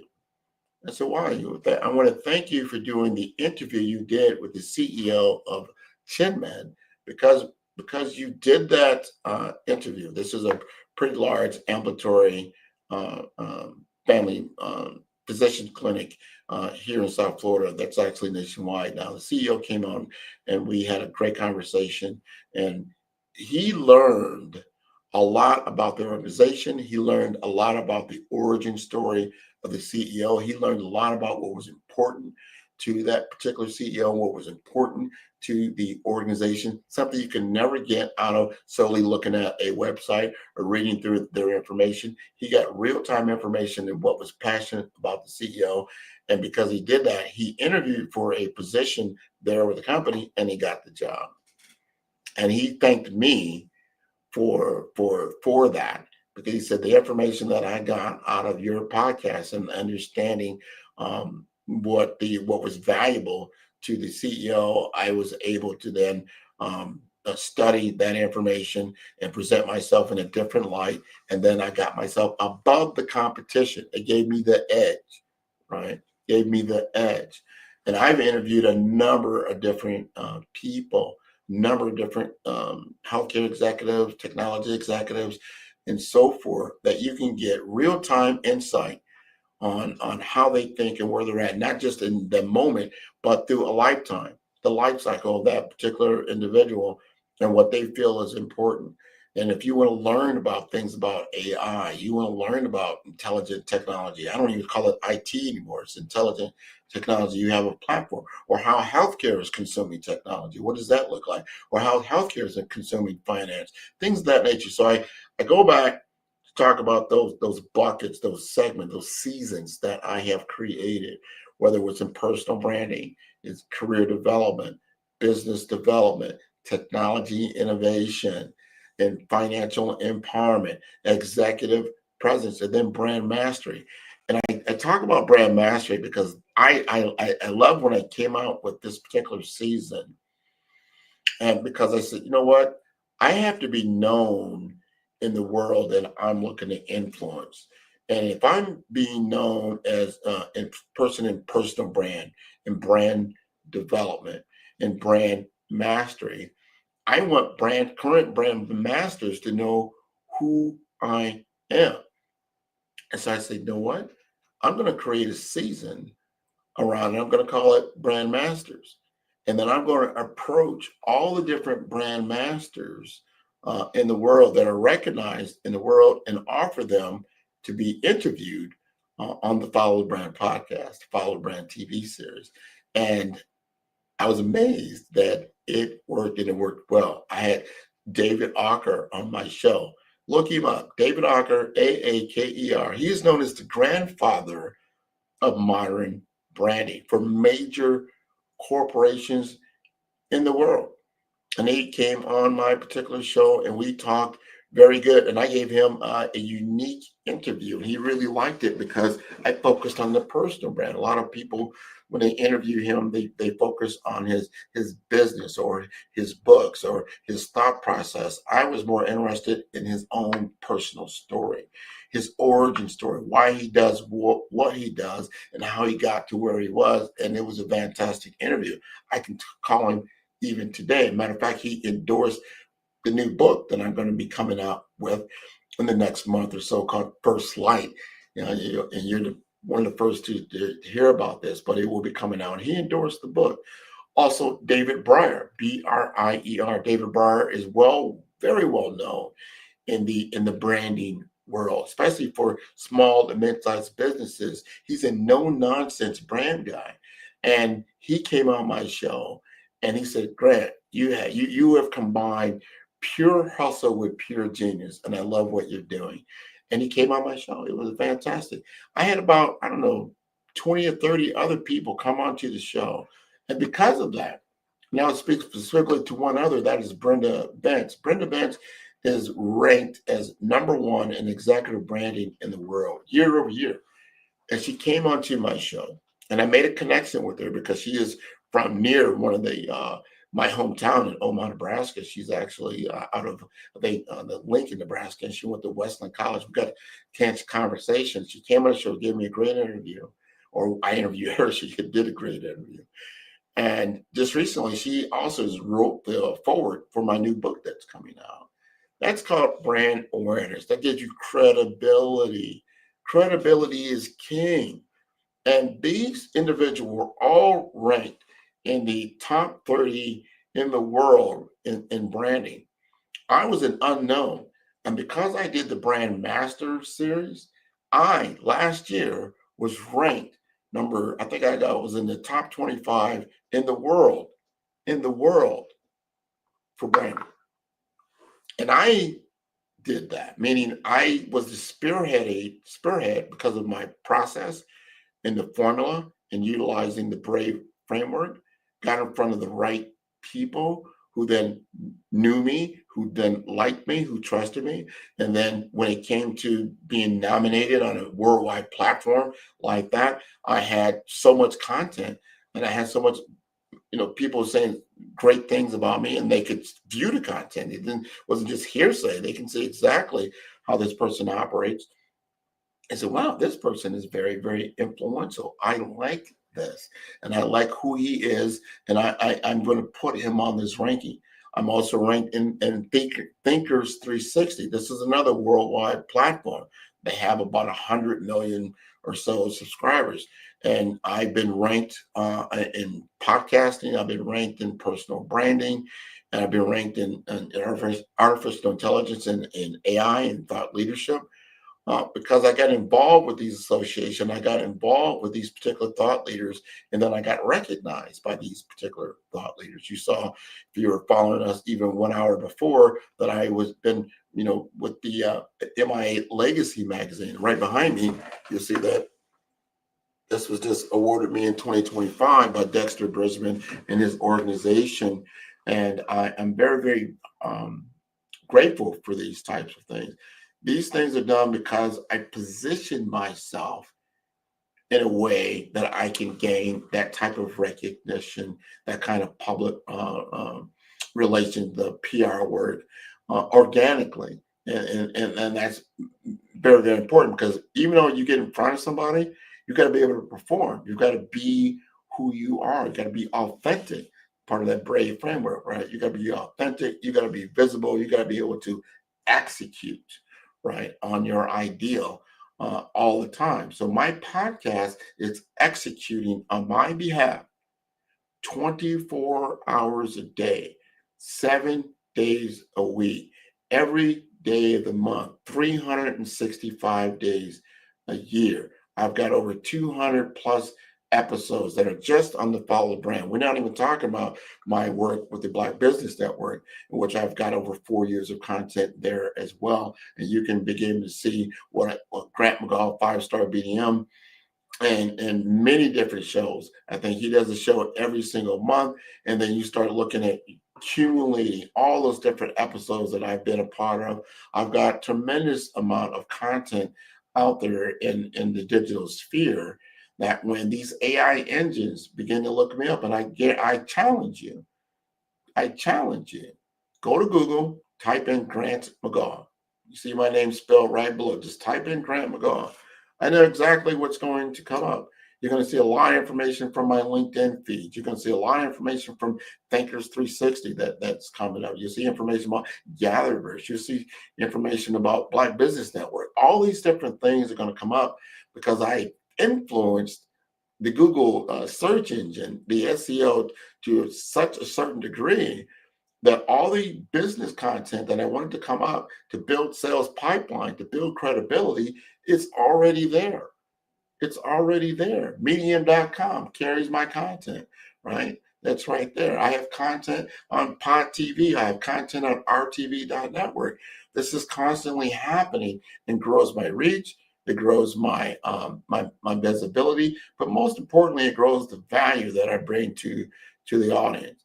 Because I believe I'm bringing the type of intelligence and information you need to succeed. That you can take this free content and then learn from it.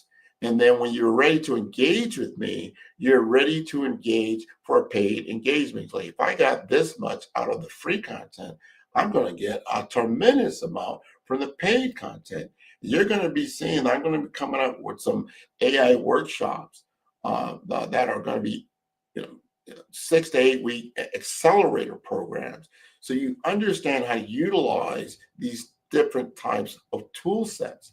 It's so important. You're going to see my new book coming out that I showcase the BRAVE framework in a fictional type format, in which you're going to first to be delighted, but it's going to be able to educate you in such a way that you'll get a lot of good information and you're ready to engage with 5-Star BDM for your own journey. So I wanted to bring all that to your attention. I want you to understand, and hope you got some understanding about the power of podcasting and how I utilize the platform to create business development in such a way that I'm doing business not only in Miami, Florida, South Florida, but also in the Caribbean, in St. Croix. I just came back from Guyana, South Africa, and I'm now based in Omaha, Nebraska in my home office. All of this is from personal branding through podcasting that's taken me from just a IT professional, information technology professional, now to a CEO of a well-known company, 5-Star BDM, that's doing 7-8 figures in business as far as what we can do. So with all that said, I want to remind everybody the Black Business Expo's mission is to raise funds for high school seniors going to college or K-12 entrepreneurs. This expo is a fundraiser for students. You may go to www.blackbusinessexpousa.com to donate to the scholarship fund or use the Cash App. It's on the screen below. That's $BBXUSA. Our goal is to get laptops and up to $5,000 to 10 students. Students, you can register online at blackbusinessexpousa.com. Every dollar counts, so we want to remind you to donate to the scholarship fund And we'd like to thank our Black Business Expo USA sponsors for July 2025. They include MC100, Moody Capital Partners, Suede Soul, 5-Star BDM, Lotus for Shade Coaching and Training, Carolina, Virginia Minority Supplier Development Council, Staff Management, Hello LLC, BHS and Associates, Margie McLean Foundation Incorporated, Geniuses Common, Earth Essentials, Milani Shining Global, Executive Women's Success Institute, The Quality Coaching Company, Superwoman Business Services, Creative Force Studios, Lee Entertainment, Artistic App Design, Black Business Expo USA, Genius is Common, and I will see you on the other side.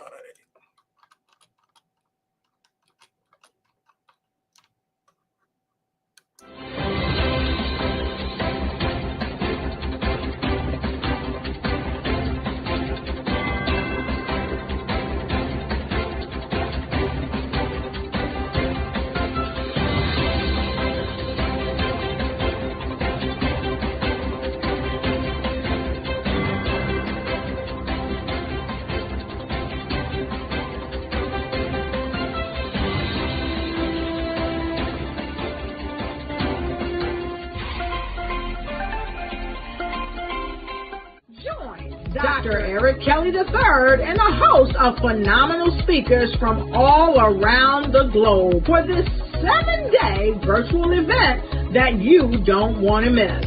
The mission of the Black Business Expo is to raise scholarship money from kids all the way from high school all the way from college. The Black Business Olympics is one of the largest Black business showcases in the world. It is an opportunity for businesses and companies to showcase their businesses globally.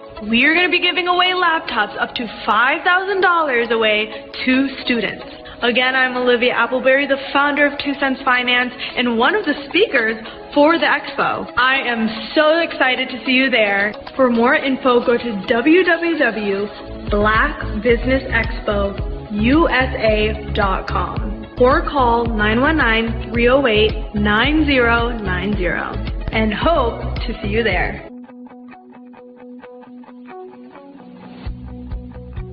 I am Black Business. From the moment I wake until the time I sleep. Yes, I am Black Business. I am Black Business. Tell me, are you Black Business? I am Black Business. Do you support Black businesses? Listen, I support Black business because I am Black Business. Black Business Expo, one of the largest business showcases in the history of Black business in the world. The world! Sign up today at www.blackbusinessexpousa.com or call 919-308-9090. I am Black Business. I am Black Business. From the moment I wake until the time I sleep, I am Black Business. I am Black Business. Are you Black Business? I am Black Business. Do you support Black businesses? I support Black business because I am Black business. Black Business Expo, one of the largest business showcases in the history of Black America in North Carolina. Join Dr. Eric Kelly III and a host of phenomenal speakers from all around the globe for this 7-day virtual event that you don't want to miss. The mission of the Black Business Expo is to raise scholarship money from kids all the way from high school all the way from college. The Black Business Olympics is one of the largest Black business showcases in the world. It is an opportunity for businesses and companies to showcase their businesses globally. We are going to be giving away laptops up to $5,000 away to students.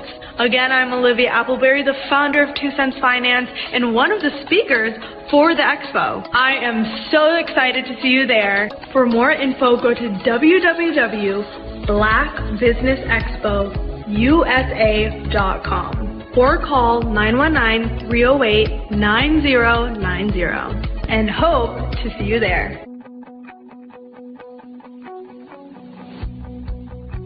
I am Black Business.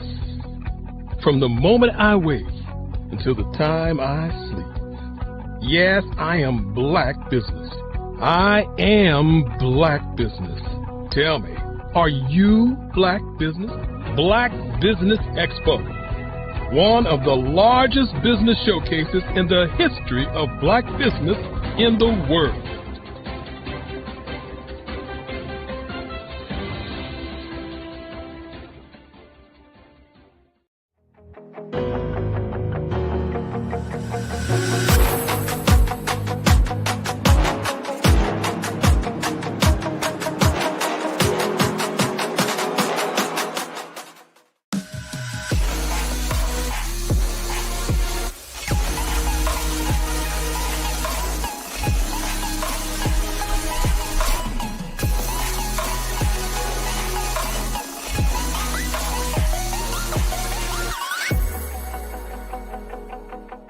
Sometimes you got to hear the news from the Black perspective, and more specifically, Black publishers. And that's exactly why you have to download the Hey Tie app, the largest mobile app delivering breaking news, videos, and podcasts from 200 of your favorite Black publishers. Yes, 200 Black publishers delivering news as it happens, literally all in one app. Go to hayti.com or download the app in the Google Play Store or Apple App Store. It's completely free, along with information that you can trust, so go check them out. Cash flow, 5, 10, 10, 75. I use the cash flow app to keep track of my charities. Cash flow 5, 10, 10, 75 helps you manage expenses, helps keep track of charitable giving, helps you save your money. Cash flow 5, 10, 10, 75. Download it today. Cash flow 5, 10, 10, 75 would like to wish the Cyber Bears good luck in this year's first robotics competition. At 5-Star BDM, we don't just elevate brands, we forge industry icons. Our mission is to amplify your business and personal brand through dynamic AI-enhanced strategies and an elite professional network of over 20,000 experts. We empower entrepreneurs and small to medium-sized businesses to lead, scale, and transform. Our powerful network accelerates your speed to market and connects you with unparalleled growth opportunities. If you're ready to lead, we'll position your brand to set the industry standard. Explore our comprehensive services designed to build your brand, drive growth, and innovate your business. From personal branding and business development to technology solutions and investment banking, I am Black Business. From the moment I wake until the time I sleep, I am Black Business. I am Black Business. Are you Black Business? I am Black Business. Do you support Black businesses? I support Black business because I am Black Business. Black Business Expo, one of the largest business showcases in the history of Black business in the world. Sign up today at www.blackbusinessexpousa.com or call 919-308-9090. I am Black Business. Grant McGaw, CEO of 5-Star BDM, is turning heads in the healthcare and information technology sectors with his groundbreaking approach to personal branding and business development. By challenging conventional strategies, he's setting a new standard for how executives present themselves and their businesses to the world. McGaw's expertise isn't just about standing out. It's about strategic guidance, generating leads, and building networks that propel executives beyond their competition. His focus on authenticity allows leaders to leverage their unique stories, driving exponential growth and success in their industries. Beyond branding, McGaw is a fervent advocate for diversity, equity, and inclusion in the workplace. He's committed to helping organizations cultivate environments where innovation and collaboration thrive through inclusive cultures. And for those eager to dive deeper, McGaw hosts the Follow the Brand podcast. Here, he unpacks the intricacies of personal branding and business growth, offering valuable insights for professionals eager to redefine their identities and share their narratives with the world.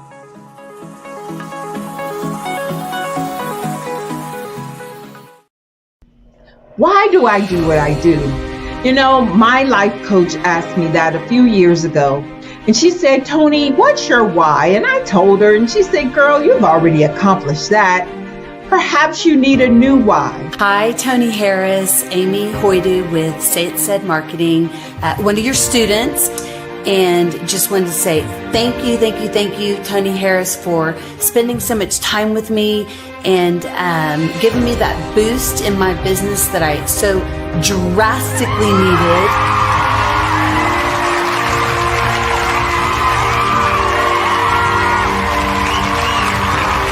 My why is to touch, move, and inspire my clients to take drastic steps to be better than they were before they met me. I'm a resource.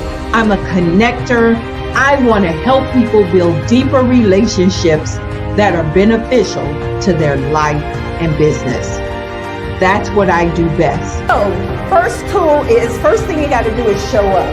And speaking is a way to magnetically attract your ideal client to you. How many of you use social media that way? Absolutely, and this is how you look to the world. Drastic steps are the steps that are needed to be successful. And my business is drastic denotes a mindset. Getting out of your comfort zone. Doing something that you don't necessarily feel comfortable doing, want to do, but you know it's a necessary step to be successful in your business. I get the most satisfaction when I see my connections flourishing into relationships long after I am gone. Hi, my name is Jasmine Augustine with Media Jasmine, and I've joined several networking and referral groups in the area. And Network in Action Northeast Houston with Tony Harris Taylor is one of the best organizations that I've joined. I love that piece of what I do, and it is what fuels my fire.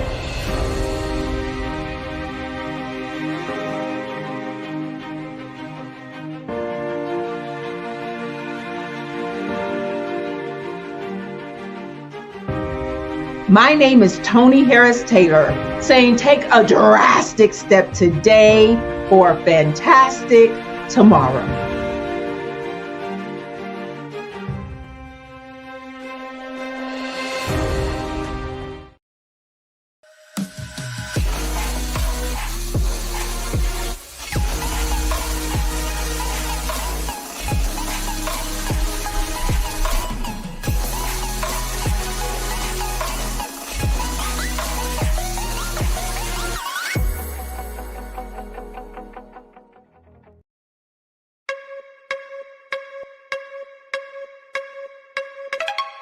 We're headed to the Holy City. The Carolinas Virginia Minority Supplier Development Council is proud to announce that the 2025 Business Opportunity Conference will be held in Charleston, South Carolina. With support from our 2025 title sponsor, Sunoco, the event will once again feature the Scholarship Swing Golf Tournament curated by West Carey Group and Styra, and host the welcome reception at the International African American Museum. Tickets are on sale now. We look forward to seeing you in Charleston August 3rd through the 5th for the Business Opportunity Conference. Are you searching for a website that truly reflects your mission and vision? The 5-star BDM website services portfolio, led by Grant McGaw, transforms ideas into impactful digital platforms for personal brands, nonprofits, and small businesses. Each project in our portfolio tells a unique story. From JADICC,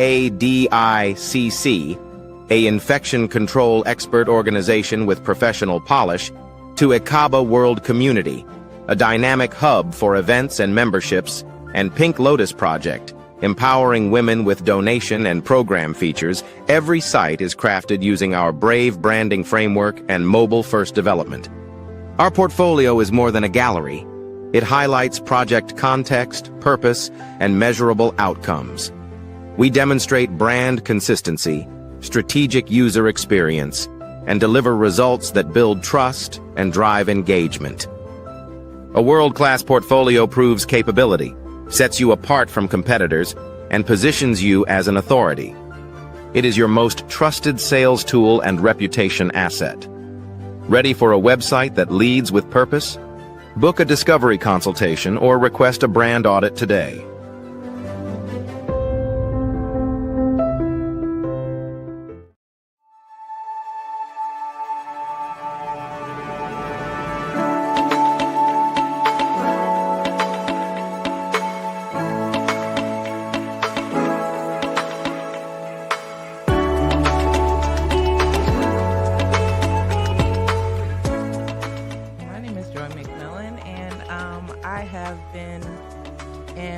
Infection control and nursing for over 30 years. It is truly my passion. I love being able to see people who are in need go into a facility and get quality care, have quality outcomes, and don't leave with anything they didn't come in with.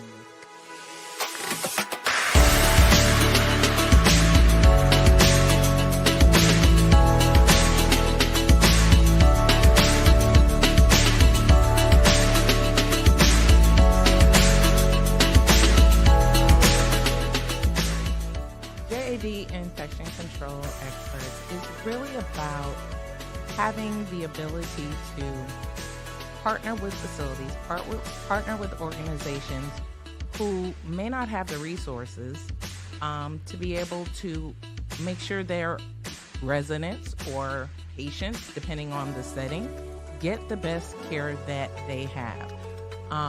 What we're finding a lot of times is a lot of people are wearing many different hats. And staffing is hard right now. And COVID did a whopper on all of healthcare, and everyone is hurting. So I come in, and our organization, we're here to be that support system for them, to provide that extra pair of hands, the innovation that they need for efficiencies, things that are going to make the difference in what happens. And we don't come in when the surveyors come in. What differentiates us is we're their partner. So when you get us, but we're helping you proactively monitor, proactively engage, proactively look at real-time information so that we can make the difference ahead of time.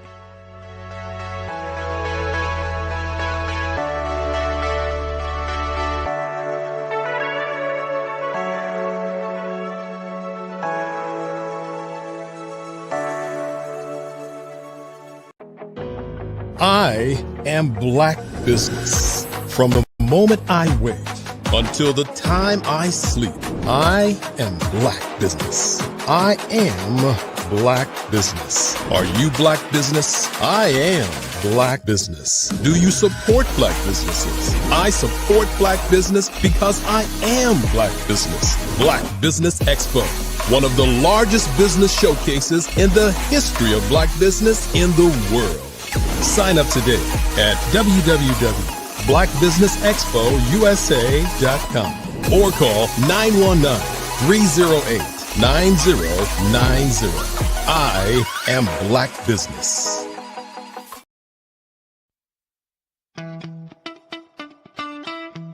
How many times have you been asked to help someone you didn't even know? A student, a business entrepreneur?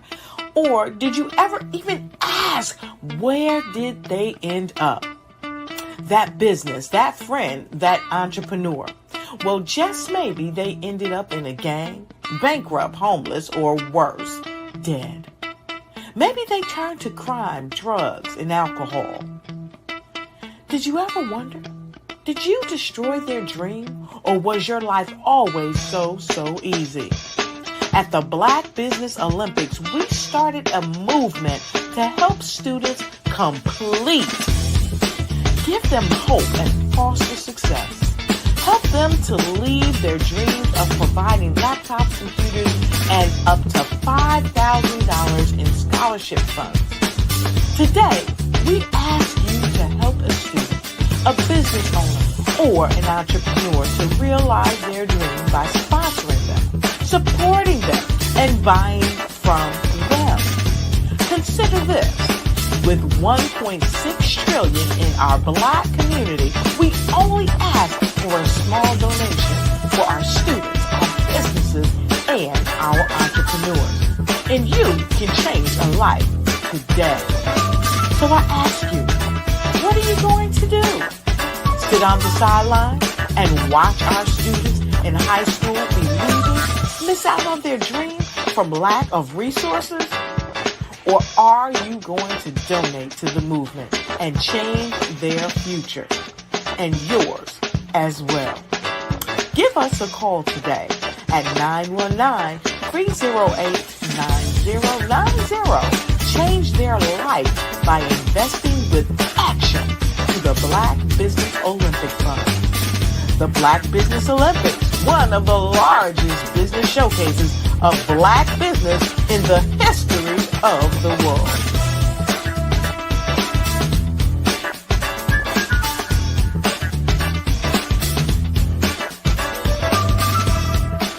Hello, I am Dr. Eric Kelly III, the visionary strategist and founder of the Black Business Olympics. I invite you to showcase your Black-owned businesses on the Black Business Network global stage. The Black Business Olympics is a global Black Business Network platform that propels Black-owned businesses into the international spotlight. By showcasing your business on the Black Business Olympics platform, you can reach a worldwide audience of potential customers, partners, and investors. You can also establish yourself as a thought leader and expert in your field, attract lucrative partnerships, and more speaking engagements. In addition, the Black Business Olympics platform provides a valuable opportunity to connect and collaborate with like-minded entrepreneurs and business professionals from around the world. This can lead to new business opportunities, ideas, and relationships.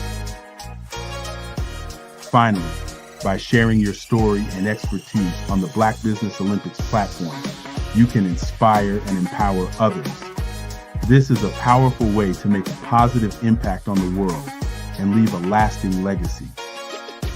If you are a Black-owned business owner, I encourage you to seize the opportunity to showcase your business on the Black Business Olympics platform. It is a once-in-a-lifetime opportunity to make an indelible mark on the world. Be one of the 1,000 visionary entrepreneurs who are changing students' lives, shaping industries, and leaving an unforgettable legacy for their families. Unleash your voice on our global stage and watch your business thrive.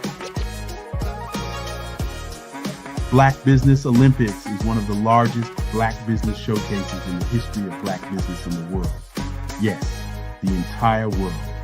Just give me a call today at 919-308-9090.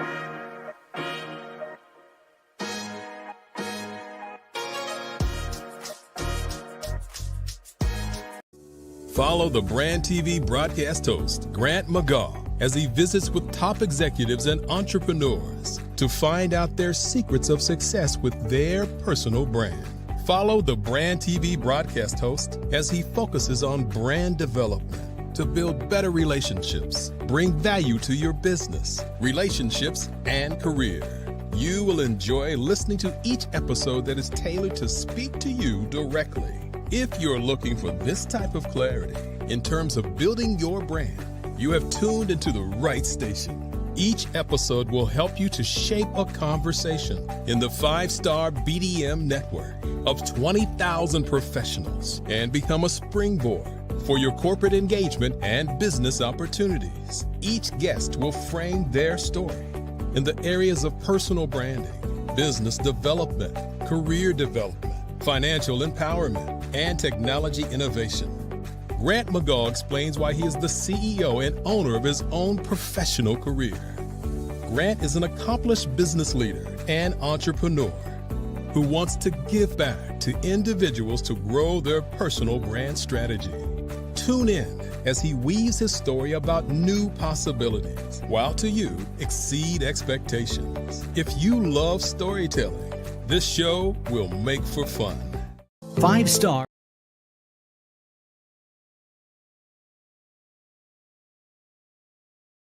5-Star BDM, Brand Development Masters, is a professional consulting and advisory group keenly focused on business development services for the small to mid-sized business and entrepreneurs.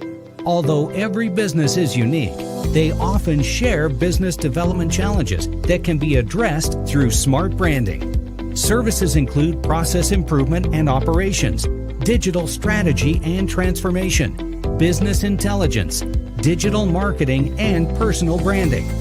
Our business and personal branding company has helped a number of professionals and organizations to optimize and grow.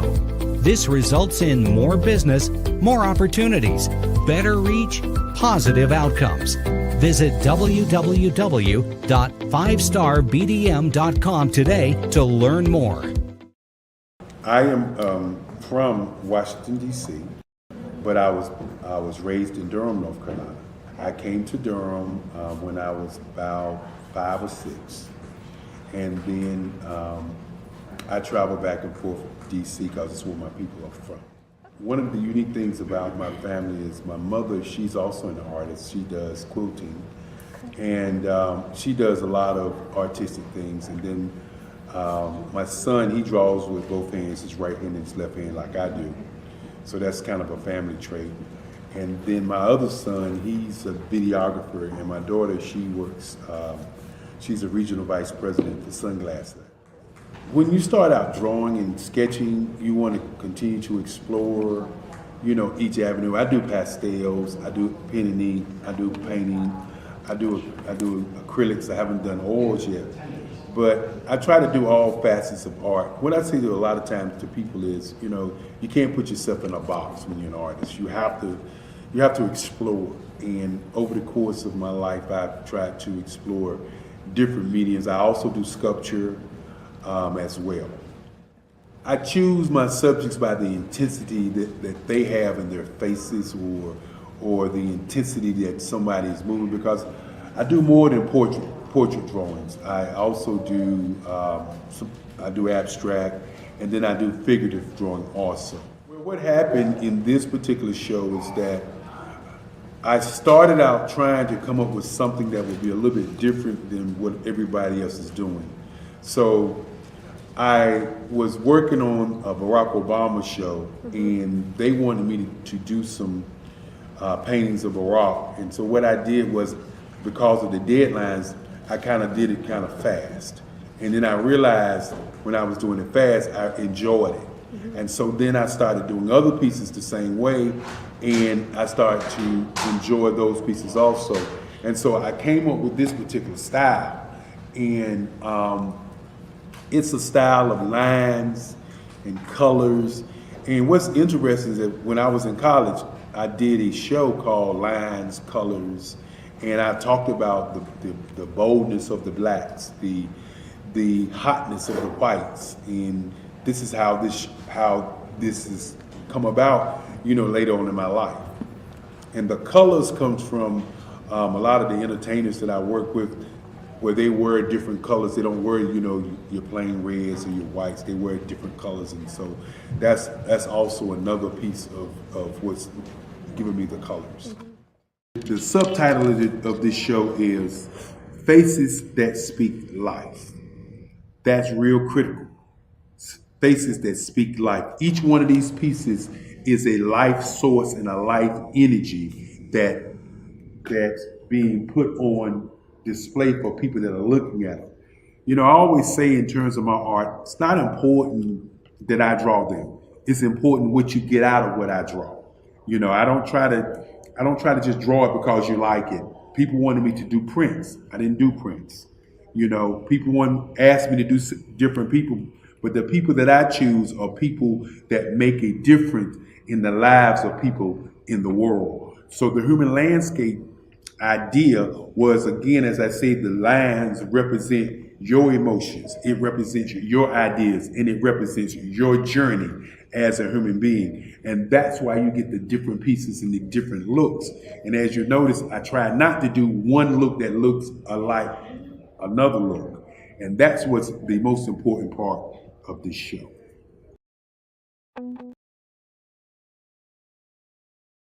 I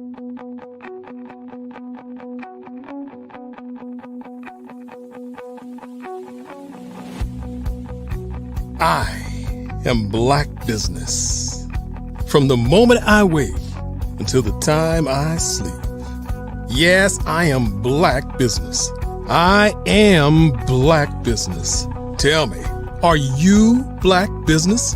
I am Black Business. Do you support Black businesses? Listen, I support Black business because I am Black Business. Black Business Expo, one of the largest business showcases in the history of Black business in the world. The world! Sign up today at www.blackbusinessexpousa.com or call 919-308-9090. I am Black Business.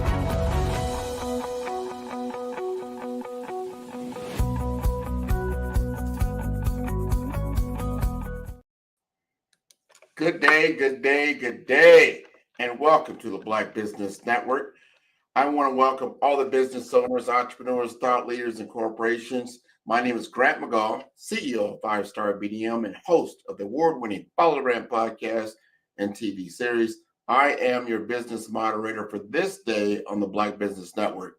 The Black Business Network is a 24-hour business network showcasing Black businesses, business owners, entrepreneurs, and thought leaders worldwide.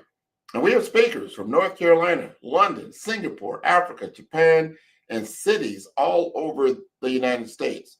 The Black Business Network is a global community sharing its business knowledge to empower, inspire, and educate businesses about business. And today we are going to have as our special guest, Shara Lewis Campbell. She is a dynamic voice at the intersection of storytelling, cultural impact, and women's empowerment. As the founder of My Shades of Brown and Shara Magazine, she has built platforms that amplify the diverse voices of women of color across wellness, entrepreneurship, lifestyle, with a background in communications, public relations.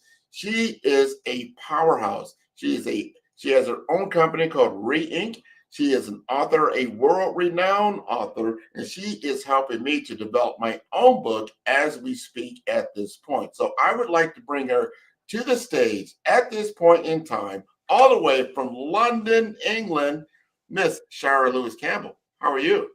Oh, I'm very well. Thank you for having me, Grant. Thank you for being here. You know, you're all the way in, and we had this conversation yesterday, and I want, because I think, because I'm an American, right? And now we don't think about it all the time when you say you're American. Well, there's Central America, there's South America. It's not just North America or the Americans, right? It's not just it's the United States of America, right? So I asked you, I said, help me understand the difference between England, Great Britain, and the United Kingdom. Can you help me understand that for the American audience? Yeah, well, I will certainly do my best. Not that I remember much of it these days. But I mean, the term Great Britain is everything, all together. So it's England, it's all the encompassing territories that we have around us, which have their own colonies as well, as it were, to put it in a better sense. And that's Wales and Scotland, So all of that together is Great Britain. And then you've got England, which is just Britain on its own, it's just us without the Welsh or Scottish part of it, and and then all together, that's the United Kingdom. So I would also say as well that this Great Britain is very much a term that they've coined,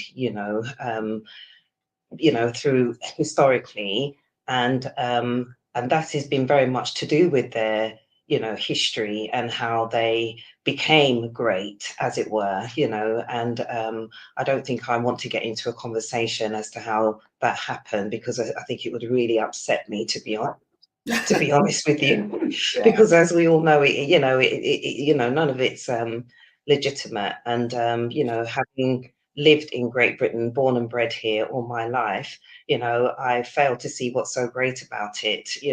I mean, there are things about it, that is good, in terms of what we do get in terms of the healthcare that is free or supposedly, which we pay into through tax. So I'm not quite sure how that's free, as it were, but they coin it as that, and as such, you can go to the hospital here in any part of the country and receive care if you're born here without having to pay any, front costs, as it were, and get treated in the same way that you can expect if you were receiving private care where you did pay upfront costs. But as such, with that, you would probably be expecting and would receive and should receive a better standard of care, healthcare. I would say so. There's a lot of differences and then similarities with the two systems. Now you have your own business, and you've done it for a while, and you just rebranded as Re-Ink. I want you to talk to us a little bit about Re-Ink and why you love publishing and doing what you do so well. And then we're going to get into, like, we've got this joint venture going on with Gatherverse, and well, I won't steal any of that thunder, but this is going to be a really, really big conference that we're both a part of. So first, tell us a little bit about your business. So, I mean, I think to talk about Re-Ink, I would need to talk about Beauty and the Beast Publishing, which is how you got to know me. But Beauty and the Beast Publishing came from really sort of that missing voice, I had been writing for almost 30 years, just very quietly, introvertly, and I had published, but I was very mindful, about where I published. I published in subscription magazines, so not anybody would be able to read it. You would have to be a part of that. And during that time that I worked and published in that magazine, I was also, I came on board as a sub-editor and would become editor-in-chief, for a very short time. And this happened probably I was taking a degree at this time in English. It would be my second degree. And I thought, I should have done this years ago, but here I am, it was like, I think it was about 2012. And I said, I'm going to use this one, because I was paying for it out of my own pocket. And I was, working full time at the time. And, I didn't see myself so much as a publisher, but I knew that I wanted to be in the writing business. And I more saw myself as an author more than anything else. And then, as I was doing my own authoring, as it were, I was a traveling author, so I would travel all the world, as it were, and I would write about my experiences, etc. And they were very much, I would say, they were quite gritty and true life, stories about, my life experience, traveling around the world as a solo Black female and what that brought. And whilst I was doing that, and soon after that, when I returned back to Great Britain, as we've been describing it, I found myself doing lots of editing for other authors. And the authors that I was working with at that time were very much disadvantaged. I was authoring or editing, as it were, and proofreading for people that were incarcerated and so forth. And as I found myself with these opportunities, I thought that it made sense to open a publishing company where I would be able to publish their work as well, not just edit it and so forth. So by doing that, I had the same sort of mindset as one of the people that I was heavily working with as an author, who later became my business partner. So we set up Beauty and the Beast Publishing, and it's just really strange because about 2 years after having that company, we both decided that there were things about the company name that we didn't quite relate to. The work that we were publishing was very true to life. It was about impoverishment, people being disadvantaged, domestic violence, you name it. And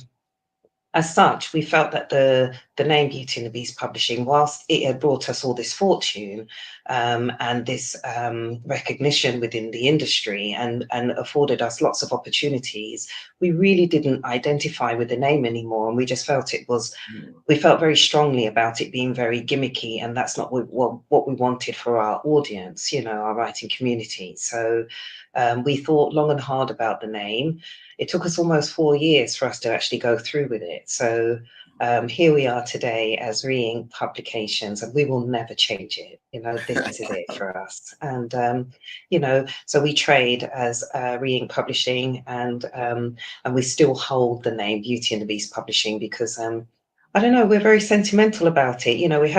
We've dropped it, we don't use it, in our day-to-day business, but we're still very mindful about our roots and where we come from, as a company. Yeah, no, I read that's just exactly how I remember it. Beauty and the Beast. Love some of the different content that you put out there. Re-Ink, man, I'm telling you, it's more black and white, right? It's just Yes. like this is it. And so we are working on a collaboration. First of all, Char is publishing my new book that will be coming out here in the next month or so called First Light. And we said, hey, we have another mutual friend who's been on this platform as well, Christopher Lafayette. And we said, you know what? Why don't we put together a book conference? Because reading is still fundamental, right? I remember that commercial here in the United States. Reading is fundamental. And even though this is interesting, I've noticed this myself. When I produce articles, especially our newsletters on LinkedIn, people read these things. It's not just all video and audio anymore. People still take the time to actually read. And I learned something from you some time ago. It's like it's something about getting a good book and having a nice binder and just flipping through pages that are just different from just video content or audio content. And each of these are good. And it's not bad or other. It's just a different format. And I still remember when someone even told me this, there was a lot of good movies. Like everybody remembers the movie Jaws, right? It's about a shark that attacks people. And it was a great movie. But you know what? It was a better book. If you read the whole book, the book had nuances in it that you just didn't know that was in the story. Like I didn't know that background and that backstory and this and that.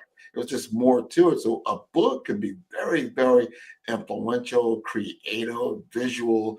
I really love it. So first, I would like for you to talk a little bit about what your experience so far with my particular publication that's coming out in First Light, and then about Gatherverse, in which we're going to showcase our work before the world. Yes. To me, what I love about First Light is I see it as a new age book. It's very contemporary, the feel.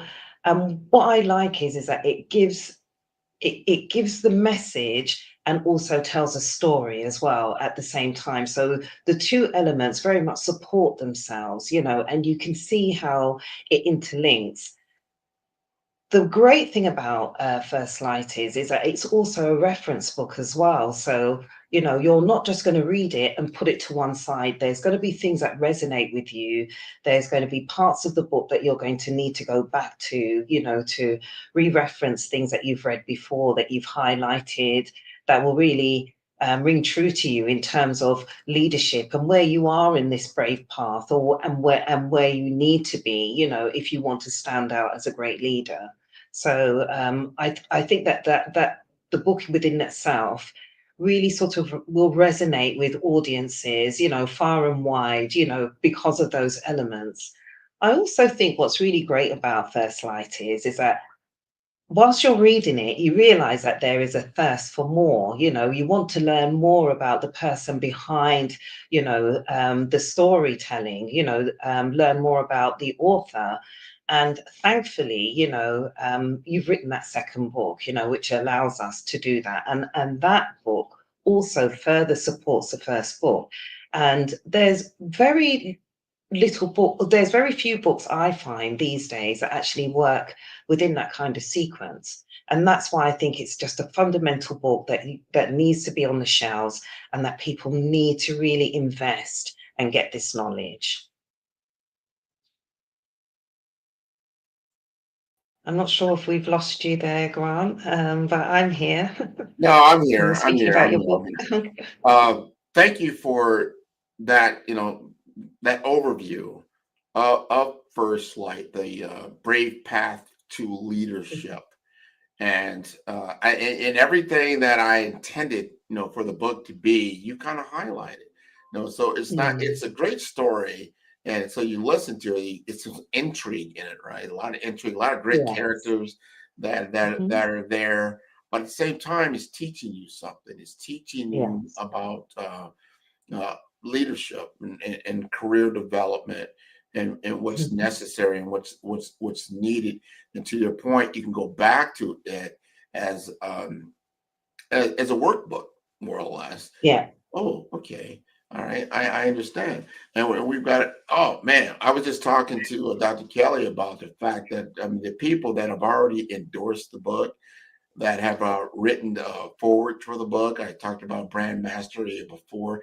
And because of your process, and I want to let people know your process at REIC is what is taking, the raw material and then bringing it out into I'm going to call it's flowering into something great. And I want to do this because I want everyone here to really get curious about the book and then get a sneak peek, so to speak. And we'll be able to do that soon because, I mean, the wonderful thing about you is, Grant, as well, is that because of your background and your experience, you're full of ideas. When we were speaking about the book, we just talked about the 3 formats, that we can do for you, as an organization. And here you are, you've received this book, yourself, and you're not only promoting that in these meetings that we have together, but even in our wider meetings that we have outside of us, and you've been demonstrating this other author's book. And not only that, you've now gone away and you're now moving on to get your own prototype of that.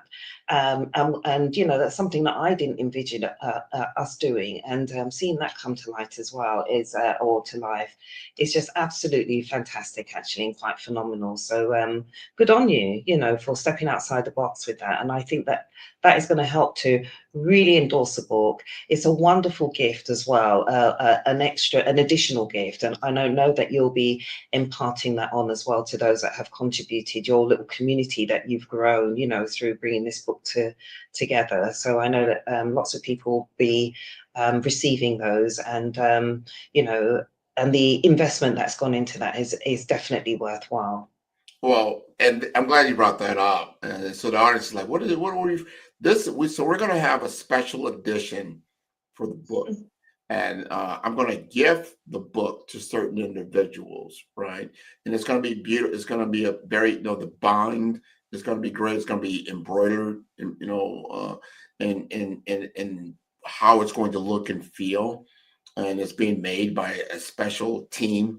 And I just felt like I wanted that, especially for my own legacy, right? I wanted to have that. And remember, just talked about the look and feel of a book when you open it up and you read through it. And so that's going to give that particular feel. Now you'll be able to still get the book hardcover through, Amazon, things like that. You can get it in audio format. You're going to be able to get it in, the Kindle format to read through. So there's a lot of different, but the special, the special edition is only for a select few. That'll be my VIP people, and I'm going to actually gift the book to them. And a lot of them that have endorsed the book. Some of them have been guests on the show and that type of thing. Now, another thing, we had gone through this, right, as our process, right? How are we going to get the book out there? And as we were going through the endorsement process, some marketing ideas kind of cropped up with us and how to, really, ramp the book up to get it to another level. And we looked at that and we went, I don't know if that's going to be the right direction or not. We mulled it over, still not off the table. But we had this other opportunity that came up. He said, Grant. Now remember you said that, Grant, I want to talk to you about another project that I'm thinking about doing. I said, what do you think about our mutual friend, Christopher Lafayette, And what he does with Gatherverse, he has a very, very large audience and talking about emerging technology and the human element of that, the humanity in this whole new world of AI that's coming on board. And a lot of it has to do with large language model text, right? And you said, you know what? Why don't we have a book conference? We have a nice 2-day book conference where we're celebrating authors because a lot of the people on the program have books, they want to be an author. They're aspiring authors, right? And that the fact that you've been in this industry for a very long time, and I have a new book coming out. Why don't we do it as a joint venture? And I was like, oh man, that sounds great. So talk to us about how you originated that idea and how you think this is going to work out over time. Well, I was actually I had a meeting with Christopher Lafayette, who I actually met through yourself. I mean, myself, yourself, Aida, Lindor, and Christopher. We are all part of our own. We have our own little community, don't we? The four of us together, and I've met you through Aida, and then I met Christopher. I believe through you or through Aida, whichever way it went. To be honest with you, it's neither here nor there. Splitting hairs at the moment. But through our community, I met with Christopher Lafayette, and obviously, through Gatherverse, he doesn't remember this much because I haven't obviously done it as often as you have. But I've also moderated, for Gatherverse in the past, in the very, very early days, and I'd also showcased as well on there. So, and that was to do with artificial intelligence, way back when Gatherverse first started. This was like back in the sort of COVID era, around that period. So yeah, through that, I mean, obviously Christopher has gone on to do some wonderful things ever since then, and would never remember somebody like me a drop in the ocean. Thankfully, I still have a good relationship with Christopher in that he still meets with me for meetings and is still in contact with me, so we're still very much in contact, even though you behind the scenes rather than in front. So I needed to have a meeting with Christopher to get that endorsement for First Light. So I was actually doing some work on your behalf, Grant. And while I was speaking to him about the endorsement, and I was speaking to him, I don't know if it was because it was just like a really ridiculous hour of the night for him. It was past midnight. He hadn't slept. It was early morning here. It was about 7 o'clock in the morning here.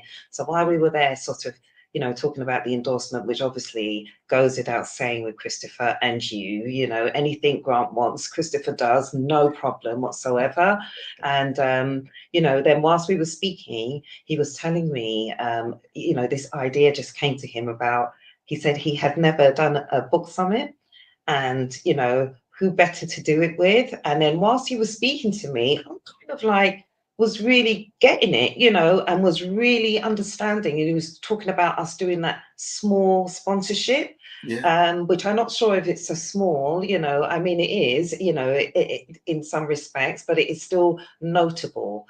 And, there's the amount that we've invested in terms of the sponsorship, and that doesn't go without saying. And we have had a great discounted price as well, I must say that. So we're very grateful. But it just goes to show you as well, that, with these great connections that we've formed together, we've been able to do such great work. And, this fantastic idea, came to his mind while we were having that meeting. And from there, we are now here where we're actually promoting it. And the Gatherverse Summit will take place in the 9th of December. And we are the main sponsors for it, Grant. And I can't thank you enough, because I had reached out to other sponsors, and I felt to myself, Grant, that you and I we were doing so many things, and I didn't really want to sort of come to you with this. And then I just thought, you know what, he's going to be my last port of call. And, because I need to do the sponsorship with someone, because we have huge outlays, as you know, Grant, within our business, because you understand how it works behind the scenes. And as a result of that, when you said you were on board, I couldn't believe it. I thought to myself it was a no-go, because also as well, you paid out, you have huge outlays as well, let's not, you've got 3 offices within itself, and that's just enough, to be speaking about, never mind everything else that comes with that. So, I get it. And yeah. I mean, it was just a really non-plus. And when you could see the idea as vividly as I could, I thought we probably would have to postpone if you didn't do it. And I know that Christopher wasn't keen on that. So yeah, it's all really worked out, and I'm so pleased, that to be a part of this. Honestly, I really Well, am. it's a natural. It was a natural outcrop, and I try to listen, to what life is telling me. And like I said, we had some other ways because you've got to get your book out there. If you're going to develop a book, it's okay that have your friends and family read it, but you probably want a little bit better reach Yeah. than that. And so we had some opportunities, and we like, well, this one was actually, when you look at it in comparison, it was a lot less expensive as far as to do. Yes. But I truly believe the impact will be to the target audience that we're really Fascinating. looking for. Yeah. Right? Definitely will be fascinating, honestly. And I think the opportunities for authors, for this summit is just tremendous. You wouldn't have seen anything like it. And I also thought as well, Grant, when I came to you, that it would be a fantastic. I'd already spoken to you about it before, hadn't I? Yeah. And I said to you, I think it would be a great opportunity to market First Light to that audience before we even spoke about sponsorship, and I wanted the book to be a part of that. And, and you were definitely on board. And I also feel that it will be a great opportunity for the second book as well. And what more could you ask for, with that and the Amazon audience? I think, you definitely are onto a winner. Oh, we were there, and I remember sending you the manuscript. I said, because you had approached me years ago, like a couple of years ago, like, Grant, I think you have a book in you. You should write a book around, your story, the things that you're doing. I think you could do well, and I will show you how to do that. And I wasn't ready. I said, nah, I didn't have the passion to doing that. But then last year, it started to really snowball because I was starting to pivot, starting to change, like you alluded to. All of a sudden I'm, outside of just South Florida. I'm in the Caribbean, St. Croix. I'm in the Midwest, in Omaha, Nebraska. I say, hey, this is a time to really showcase what's going on, with the company and myself. So First Light was there. And one of the things that I like when I sent you the manuscript, and the thing that you came back with, was in the first chapter, and there's a wolf involved, right? There's a wolf. And she said, Grant, that's my animal. I love, wolves, and the way that you portrayed the wolf and the teaching behind it. She said, I was hooked.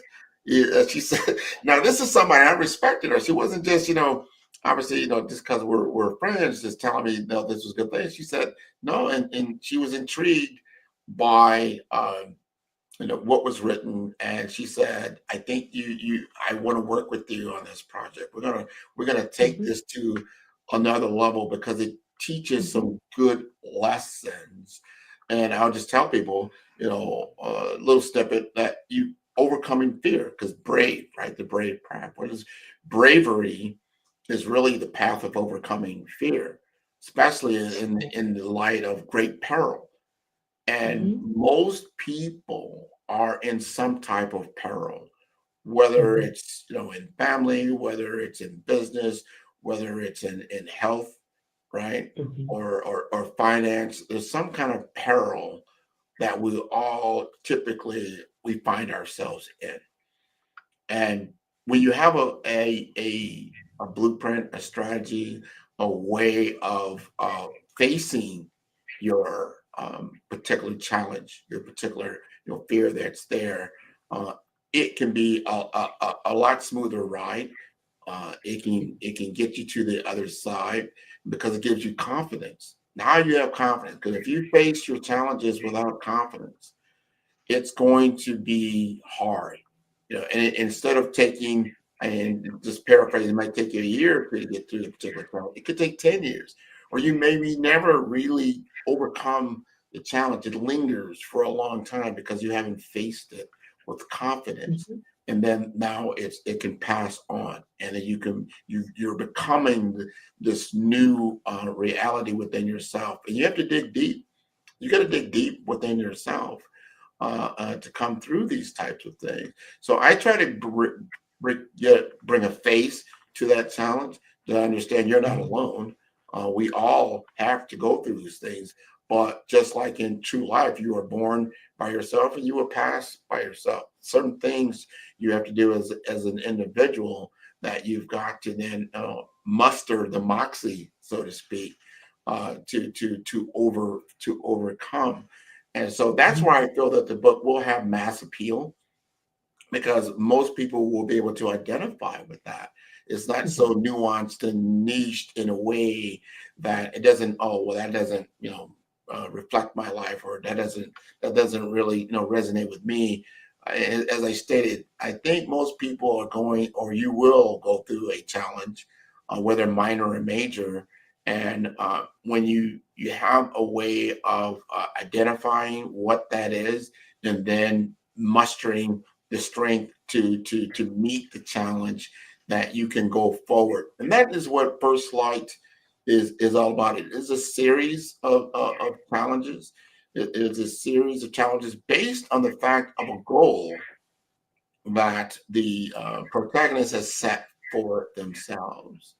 And that's another thing that I think is important. If you haven't done so, you must set a goal for your life, a goal for who you are, because then it pays for the challenges that you're going through, right? Sometimes you're just going through things, but it's not set against a particular goal that you've set. And then it becomes like, well, what is the purpose in this life? Why am I going through this? There's a lot of why me, why this, why that. And you're like, well, what is the purpose for this life that you're living?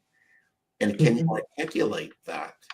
And if you can truly articulate that, then it becomes worth the challenge that you're going to go through. It's going to be worth the blood, sweat, and tears that you may have to put into that, because you're looking to reach a goal. No matter what that goal is, it's got to be worth the stretch, as they say. Definitely. So, and I think go ahead. I think just to add, I think the great thing about First Light is it provides the answers. It provides answers, to how you can create great leadership, throughout whatever walk of life that you're in. It's a universal framework, I think, that people will benefit from, for anyone that reads it. It's quite enlightening as well. So you are definitely going to learn some values wherever you are within the framework. So you'll be able to sort of plot your journey as you're reading the book as well. And I think anybody whether you're in business or not, I think either way, you will definitely benefit, from having that insight. All right. So we're going to pivot just a little bit, because you've helped me so much, but you're helping others, a lot of other authors and a lot of other people that are just to say, I have something in me. I think I want to do it, but you help them to get to that level where they become visible, right? Talk to us more about your company and what you do. So at the moment, a lot of things that we used to do, we used to have a space called Writer's Block, which is still very present on the website, but it's something that we're going to discontinue, because we feel like we can do more impactful work for our writing community, instead of them just writing articles that we then publish, for other charities. They're not able to sort of earn from that. And I think that we've been in business a long time. And whilst we're earning, it's important that we have earning incentives, for our writers that want to write articles for us. So we're in the process now of creating we've got a general counsel space that will be coming out, where we give practical advice, on how people can really sort of elevate their writing, and how they can earn money from doing so as well. And, just practical tips to help writers, sort of enhance the way that they write. So that's something that we are working on now, and we'll be bringing in within the next month or so. So do look out for that.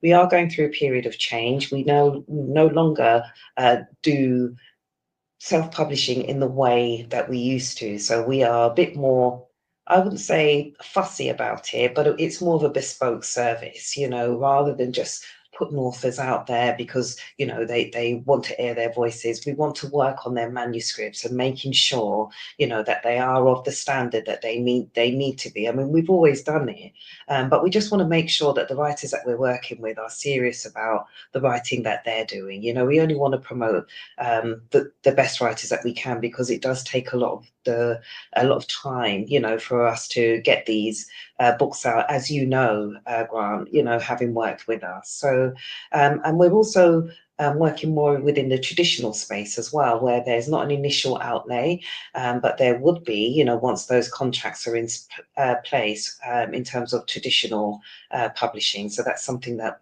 we're able to do now for our authors that we've never been able to do before. So, that's an addition to what we do.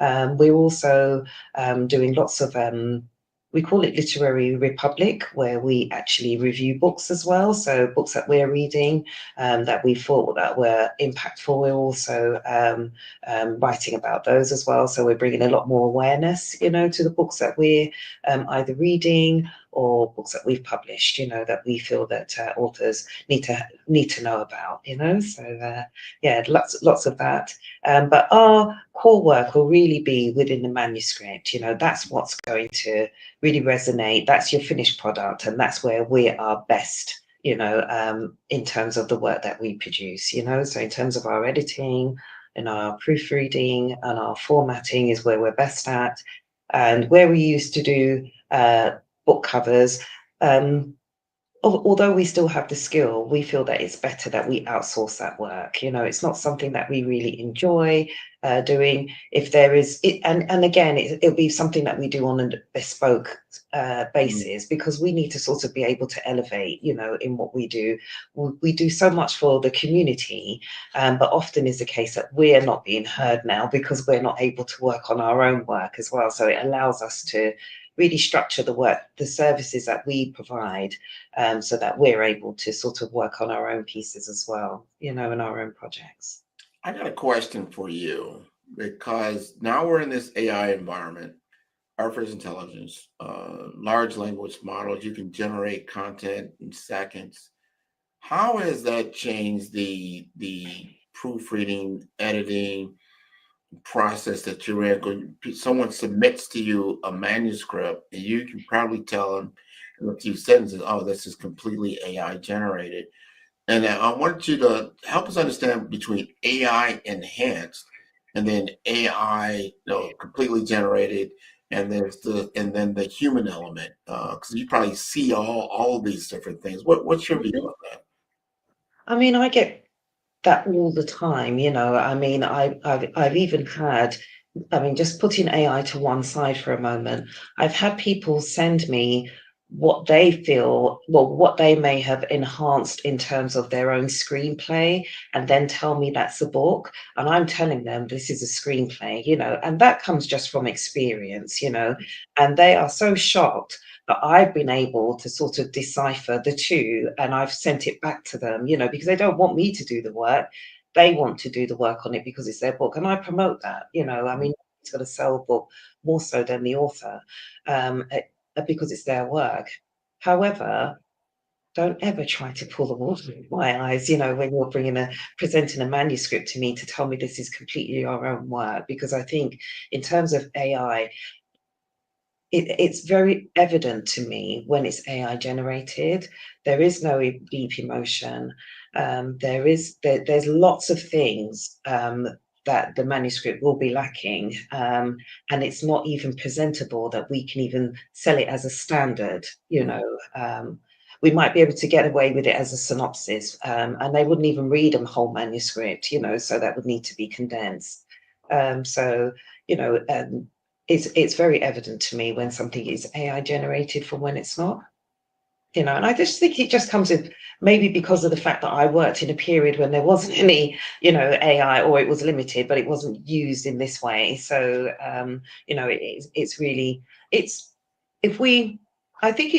it can be, you have to have respect for it. you know, because there's lots of it that it can do to save time, which will be quite lengthy for me, you know. However, so yes, it can do a proofread and so forth, but it can't do a human proofread, which is very, very different. You know, we're going to pick up on things that it's not going to. It's just going to look for grammar, and we do that too, you know, so it can save time in that area.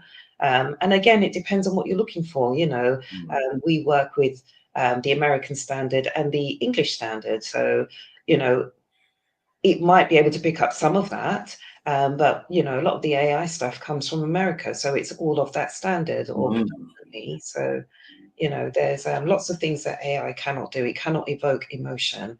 And if you're writing a book that is a novel, you're going to have to be able to portray that. I agree. I think there's certain, you can create certain drafts just to get you, like you said, writer's block, just to get your juices going, give you some ideas, but then you're still going to have to go in with, you know, because the depth of experience through imagination, you know, it's very 3, 4, 5th dimension as far as how you're writing through. So when you're reading a book, going back to what I said earlier, like watching, I'm saying the movie Jaws on the screen, it's going to evoke a certain experience, a certain emotion.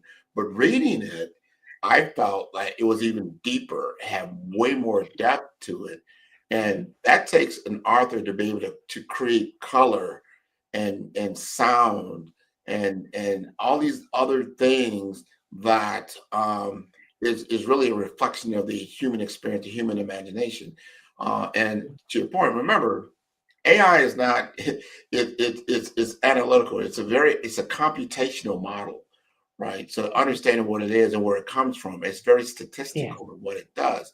So it can create frameworks, but it first of all, it doesn't understand the context of that framework. It could simulate a little bit of that, but that's not what it is. And so that human communication is still very important. So I'm glad you brought that up, because you can get some original or help you to at least create something, but then you're going to have to go in and then really put the depth of what it is that you're doing, walking through the whole book. And then again, that's why you bring it to Re-Ink and Shara's team, because then they're going to take it. Because I know you got someone in your team that helped me, SJ, and he did a very good job. And then, you know, and still reads exactly how I wrote it, but then he's added those nuances and those things. And like, yes, you're bringing the depth out, you know. And then I always ask him, so what did you get out of this whole book? And he was like, wow, everybody likes certain sections. He liked the technology section, right? And the algorithms and all this kind of stuff. He was really big into that, you know. So before we conclude, he's my ace in the crown. You know, he is absolutely fantastic and phenomenal at what he does, and that's why we let him do it. No, thank you. And just so everyone knows, there will be a second book that comes out after the first book. That'll be more non-fictional. And it'll be more my own story, so you can see how I apply it within my own framework, my own story, being vulnerable in that respect. Like, no, this is because I understand, you know, real life. Everyone has certain challenges. These are mine, and this is how I got through certain things, and that's what developed the Brave framework from the beginning. So the Brave Bland Proof strategy will be coming out in the sequel that'll come out. You'll look for that probably in 2026 timeframe. But before we let you go, you got to let us know how to contact you. Oh, yes. For anyone who wishes to contact me, you can do via the website email address, and that's ink@reink.art. Excellent. Well, always. And before I let you go, people got to know we are just concluding on a 6-part series called Her Health Unveiled Global Voices. You can see it on my LinkedIn. Go to 5-Star BDM and see all the current episodes. We just had 5. We're going to have one more live episode that's going to come up to kind of tie all this together. But you did such a fantastic job on that series. If you really want to understand the viewpoint of women's health and the viewpoint of minority women, underrepresented women, Black and brown women, what it's like. And not only that, and for us, also with somebody in another country, what that is like, in the world of London, England, and what your true experiences have been. Fantastic series. I want to thank you again for doing that with me. Thank you. Oh, thanks for having me. Appreciate it. Thank you, Oh, Grant. yeah. Oh, yeah. Genius is coming, and I will see you on the other side. Excellent. Excellent. I love always talking to her. I want you to understand that the Black Business Expo's mission is to raise funds for high school seniors going to college, K through 12 entrepreneurs. This expo is a fundraiser for students. You may go to blackbusinessexpousa.com to donate to the scholarship fund, or you can use the Cash App that's right on the screen below. That is $BBXUSA. Our goal is to give laptops and up to $5,000 to 10 students. Students, you can register online at blackbusinessexpousa.com. Every dollar counts. So we want to remind you to donate to the scholarship fund. And we want to thank our Black Business Expo USA sponsors for July 2025. They include NC100, Moody Capital Partners, Suede Soul, 5-Star BDM, Lotus Roche Coaching and Training, Carolina, Virginia Minority Supplier Development Council, Step Management, Hello LLC, BHS and Associates, Margie McLean Foundation Incorporated, Genius is Common, Earth Essentials, Milani Shining Global, Executives Women's Success Institute, The Quality Coaching Company, Superwoman Business Services, Creative Force Studios, Lee Entertainment, Artistic App Design, Black Business Expo USA.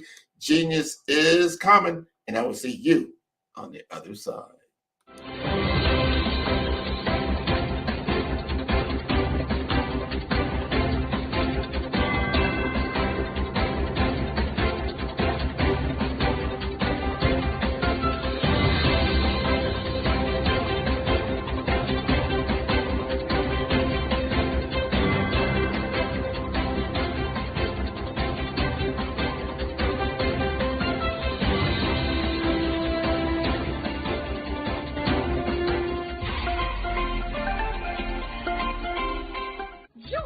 Dr. Eric Kelly III and a host of phenomenal speakers from all around the globe for this 7-day virtual event that you don't want to miss.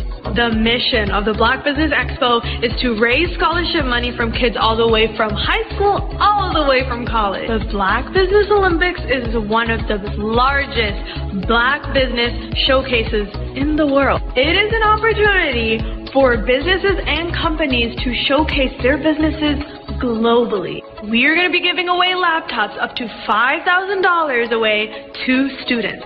Again, I'm Olivia Appleberry, the founder of 2 Cents Finance and one of the speakers for the expo. I am so excited to see you there. For more info, go to www.blackbusinessexpousa.com or call 919-308-9090 and hope to see you there. I am Black Business. From the moment I wake until the time I sleep. Yes, I am Black Business. I am Black Business. Tell me, are you Black Business? I am Black Business. Do you support Black businesses? Listen, I support Black business because I am Black Business. Black Business Expo, one of the largest business showcases in the history of Black business in the world. The world! Sign up today at www.blackbusinessexpousa.com or call 919-308-9090. I am Black Business. I am Black Business. From the moment I wake until the time I sleep, I am Black Business. I am Black Business. Are you Black Business? I am Black Business. Do you support Black businesses? I support Black business because I am Black business. Black Business Expo, one of the largest business showcases in the history of Black America in North Carolina. Join Dr. Eric Kelly III and a host of phenomenal speakers from all around the globe for this 7-day virtual event that you don't want to miss.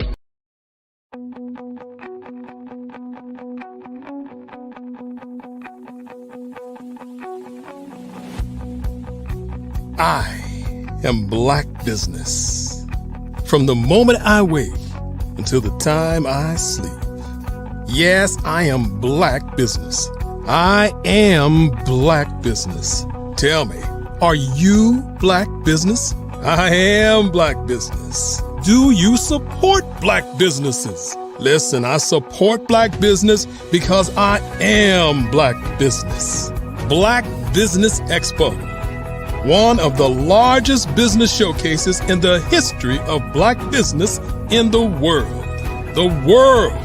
Sign up today at www.blackbusinessexpousa.com or call 919-308-9090. I am Black Business.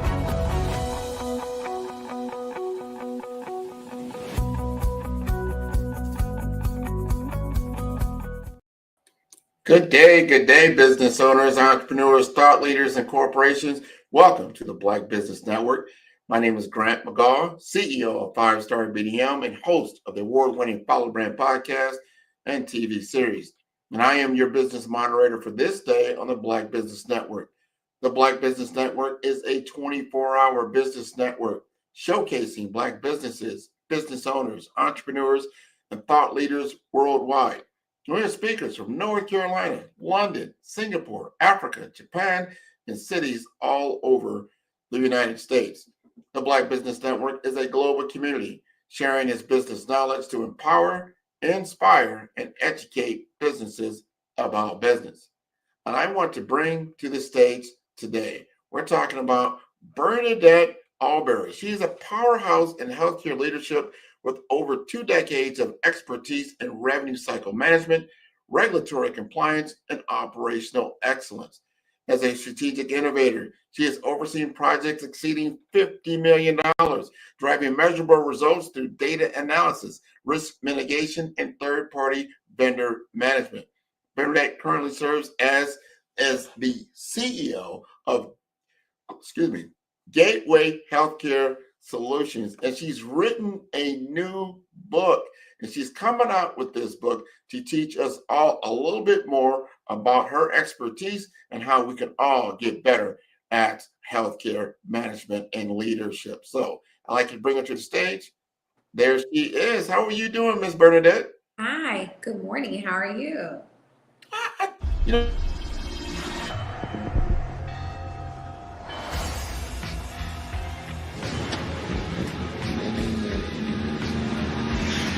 La connexion.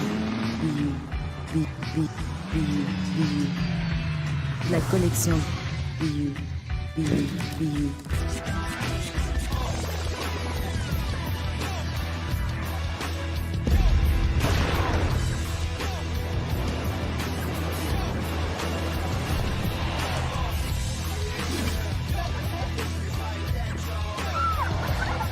In a world obsessed with the cult of celebrity, I challenge you not to aspire to anyone else's greatness, but instead strive to reveal and ignite the greatness within you. Are you serious? I totally think that's it. Hey. No! Hey! To me, sexy is a man that knows who he is and what he wants.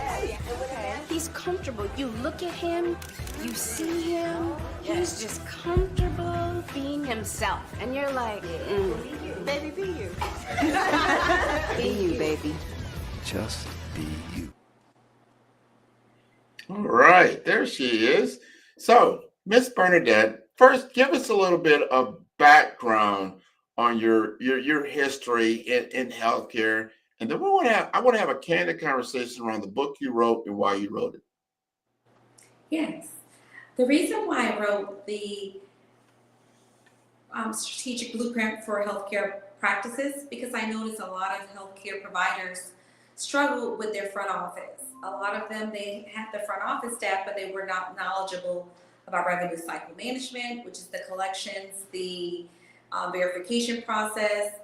They were not that savvy with appeals. So a lot of things that they needed. And when I was hired as a consultant, I noticed this was a deep need because not only one practice struggles with it, I've noticed tons of practice from the chiropractor sector to mental health to actual group.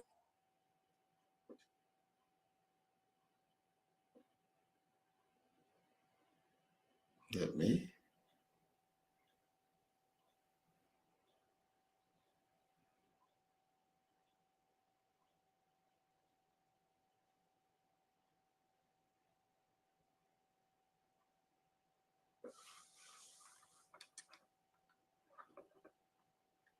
Okay, it looks like we're having a little bit of technical difficulty with Bernadette. So we'll get that cleared up. But when she comes back, we're going to be talking about her book. And she actually worked with our last guest, Miss Shara Lewis Campbell at Ring, to get the book, cleaned up and get it published. But this is very, very important discussion to have when it comes to healthcare and finance, because obviously the business of being a business is a lot around finance. Even in the healthcare world, you've got to have your numbers available. You got to know where they're coming from. It's very convoluted, very, very convoluted in the healthcare world of how the money flows through from beginning to end. If you want to ever really, truly want to know more about the healthcare system, follow the money. If you follow the money will definitely educate you on the good, the bad, and the challenges within the system, because you have so many different layers and players in it, and it's not just one entity. It's usually a collection of many different entities, many different systems, So when it comes to revenue cycle management, and then how to clarify how to get your claims paid in a timely manner, which is a big thing because it's going to affect your cash flow. And if it affects your cash flow, it's going to affect the health of the business. It's going to affect the health of the provider network, especially. You think about it, because delivering healthcare is a thing about timing. And if you don't have the right timing, it's going to have a big impact on your business and able to meet your obligations. So with that said, Ms. Bernadette, you are back. Thank you for coming again. So talk to us more about your business and about your book. Yes, the Strategic Blueprint is a how-to guide for medical practices to help healthcare providers' offices, clinics, doctors' office, billing facilities learn the business of healthcare from the front office and administrator perspective. The book goes into detail, dive into hiring process, your AR process, appeals, credentialing. I give you the whole structure in one entity on how to do business as a medical healthcare professional or a resident, for that fact. And I noticed in that sector, a lot of providers struggled with their front office. They really didn't have the knowledge of both settings. They may have the clinical knowledge, but they really didn't have a strong knowledge of revenue cycle management, which is really strong. And in part, even if you're outsourcing your AR, you still need to have someone there to oversee that outsourcing company to make sure and adhere to that they're doing the job that they're required. From when we managing with the hospital sector, I noticed a lot of gaps, even in collections from a hospital side. They would outsource to a company to do their age accounts, and that company lacked the knowledge. You had to train them on the process of an AR, but they were given that contract from the front end to do the servicing that they really didn't have the strong knowledge to do. And when your business for your AR to stay in the black and remove yourself from the red, you have to stay dated on information. You have to go to seminars. You have to stay dated in the healthcare field because healthcare is an evolving cycle. And that knowledge is important to streamline and optimize your servicing so you don't become in the red. And you can remain compliant, as I would say, and reimbursable. Because when you're reimbursable, that money flows phenomenally well, and it looks standpoint from the finance side as well as throughout the organization, because revenue cycle management is your standing pillar for the whole organization. If your revenue is not coming in properly, you're losing money and you're going to have to do layoffs. Or it can be a pillar of issues that occur because you're not getting in the right revenue. So that's why I wrote the book, so I can give that knowledge to the people that needs that, and then they would be able to focus more so, especially from the clinician side, more so on the patient, and not have to worry about the overhead. And then their staff would have the true knowledge versus a training. A training is temporary, but that guide is forever.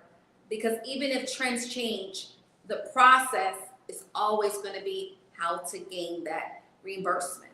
And that's the knowledge that I was given to them to make that book and their office successful.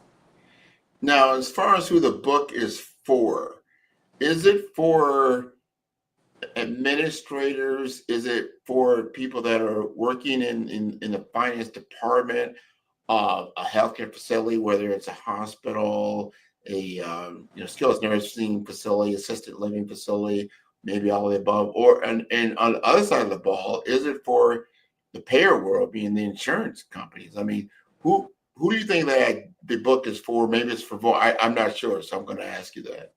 The audience is really for healthcare professionals, C-suite executives, and it's for students. Because if you want to get into healthcare, you want to get into the coding sector or any revenue cycle management position, this guides you into it. Some people apply for jobs and they may have the bare minimum expertise. So the book guides you into credentialing. It guides you into accounts receivable. It guides you on the how-to for hiring, the administrative side, the best way to interview candidates. So it gives you that whole pillar to better your organization as a physician structure from a hospital standpoint, hospitals, central business office or physician business office, or a company that's thriving to become a company of that pillar to provide those services, or a billing school, a coding school, or residents that's looking to pursue their own practice. They have a goal plan within the next 10 years. This book is ideal for them because it teaches them the business of healthcare. And learning the business of healthcare is a dynamic effect for your business for many levels, because of the fact you understand the clinician side, but you also need that structure to understand what's the pieces that's missing to guide me to understand better those trajectories to come into the magnitudes to be reimbursable, and to take my business to where you have one practice so you can have a pillar of practice. You can have a practice from Dade to Broward to Palm Beach County or internationally. I think that's very important. I want to pick your brain just a little bit more as far as experience. Can you give us an experience that you've had that is kind of common with these payers of not getting reimbursed? Something that they're doing that it causes challenges. It maybe goes back and forth because timing is a big deal, and because they're not checking this box or crossing this T or dotting this I, it's always been a challenge. Can you give us a storyline, like an actual experience, without naming any names, that's common that people can relate to? I can tell you one thing that's common. Some hospitals, they have their own internal health plan, and they'll have it where it's a tier plan. And locally in South Florida, there's a hospital that has a tier plan, which means that if you see a network provider that they may have listed, but they're not actually a provider that's owned by that physician owned, is what they would say. So a physician owned doctor is a doctor that not only have rights at that hospital, but his practice is owned by the hospital itself. So on a tier plan, as a patient or an employee, I obtain a service by a local doctor that's listed as they've allowed me to assign this doctor as a primary care physician. I end up with COVID, let's say in the month of February, and I go to that doctor to render services after the admission from the hospital. That doctor has a $3,000 deductible based on the tier that he set up. Yeah. So I'm thinking, because this doctor's registered as my primary care doctor, that he's going to be reimbursed, and he's listed in the directory of that national insurance plan. Now I have to meet $3,000 not only with that doctor, which is the primary care, I have to meet an additional $3,000 with a tier plan of a dermatologist, a lab plan, an additional $3,000. So you may think on the card where it says a $3,000 out-of-pocket max is all you would have, but in actuality, you can have over $25,000 of just an out-of-pocket deductible based on the tiering of the design of the health plan. So employees are facing this daily, where they're dwindled in debt because the plans are not adjudicated for their employees. It's adjudicated for the facility to make the money. For instance, local county hospitals here want to drive costs to their organization versus the community, so that employee or patient is going to have a lot of out-of-pocket expenses, because a common person is not going to understand that. Mm-hmm. Those dynamics behind the scenes of how, and normally a traditional plan, the deductible would be just that one caliber, but this is a tier plan, and their HR department didn't advise that employee. Mm-hmm. So now that employee has, instead of $3,000 of debt, possibly from the admission, now they have over $27,000 in debt. That's a story I don't want to hear to have to experience. I tell you that, and because it is a lot of confusion in these deductibles, in these health plans. That, nuances. It's almost like you're better off not getting sick, because if you do, you might get really sick, so but you have to be aware of those things. But you work on all sides of the ball, from that payer world to the provider world to the patient world, to be able to educate people about these things. So you're trying to get to a positive outcome. Obviously, everyone, you want to get seen and being taken care of for your healthcare issues, but you don't want to then afterward get these ridiculous bills that can bankrupt people. You hear about that a lot. That's just on that side. But you also hear about on the physician side, it becomes difficult to collect, money's due. I know when the Change Healthcare situation happened, they got hacked. I mean, in the way they got hacked, in the manner they got hacked, they couldn't pay anybody. So I think the government had to step in and then say, you know what, we're going to go ahead and bankroll a lot of your debt right now and get people paid. And then you'll have to pay us back over time. And sometimes it worked out, sometimes it didn't. But these revenue cycle scenarios are so cumbersome. Do you feel your book is going to be able to shed light? And if so, just help us understand that even more. Yes. Because a physician, to be honest, he or she has gotten into this sector to save lives. Their concentration should not be struggling to verify if I'm going to be paid for this type of documentation. If I use this type of system and I copy and paste the notes, am I going to be deemed? That should not be a hierarchy that the physician is worried about. And so those constant trainings and conversations need to be had, because of the fact the requirements from the health plan are very stern. And it makes it difficult for the physician, especially when you have to spend adequate time for the patient. He doesn't understand the verbiage and the language requirements of that insurance company. So that's where I come in, or someone similar to me as a consultant, to educate the practice as well on how to do proper documentation, how to leverage that reimbursement that you did provide the servicing. You're just not aware how to adequately make it into a storyline that is it's providing that the services were rendered. And that's what it's all about, showing the signs and symptoms that were adequately appropriate. And so you should be reimbursed.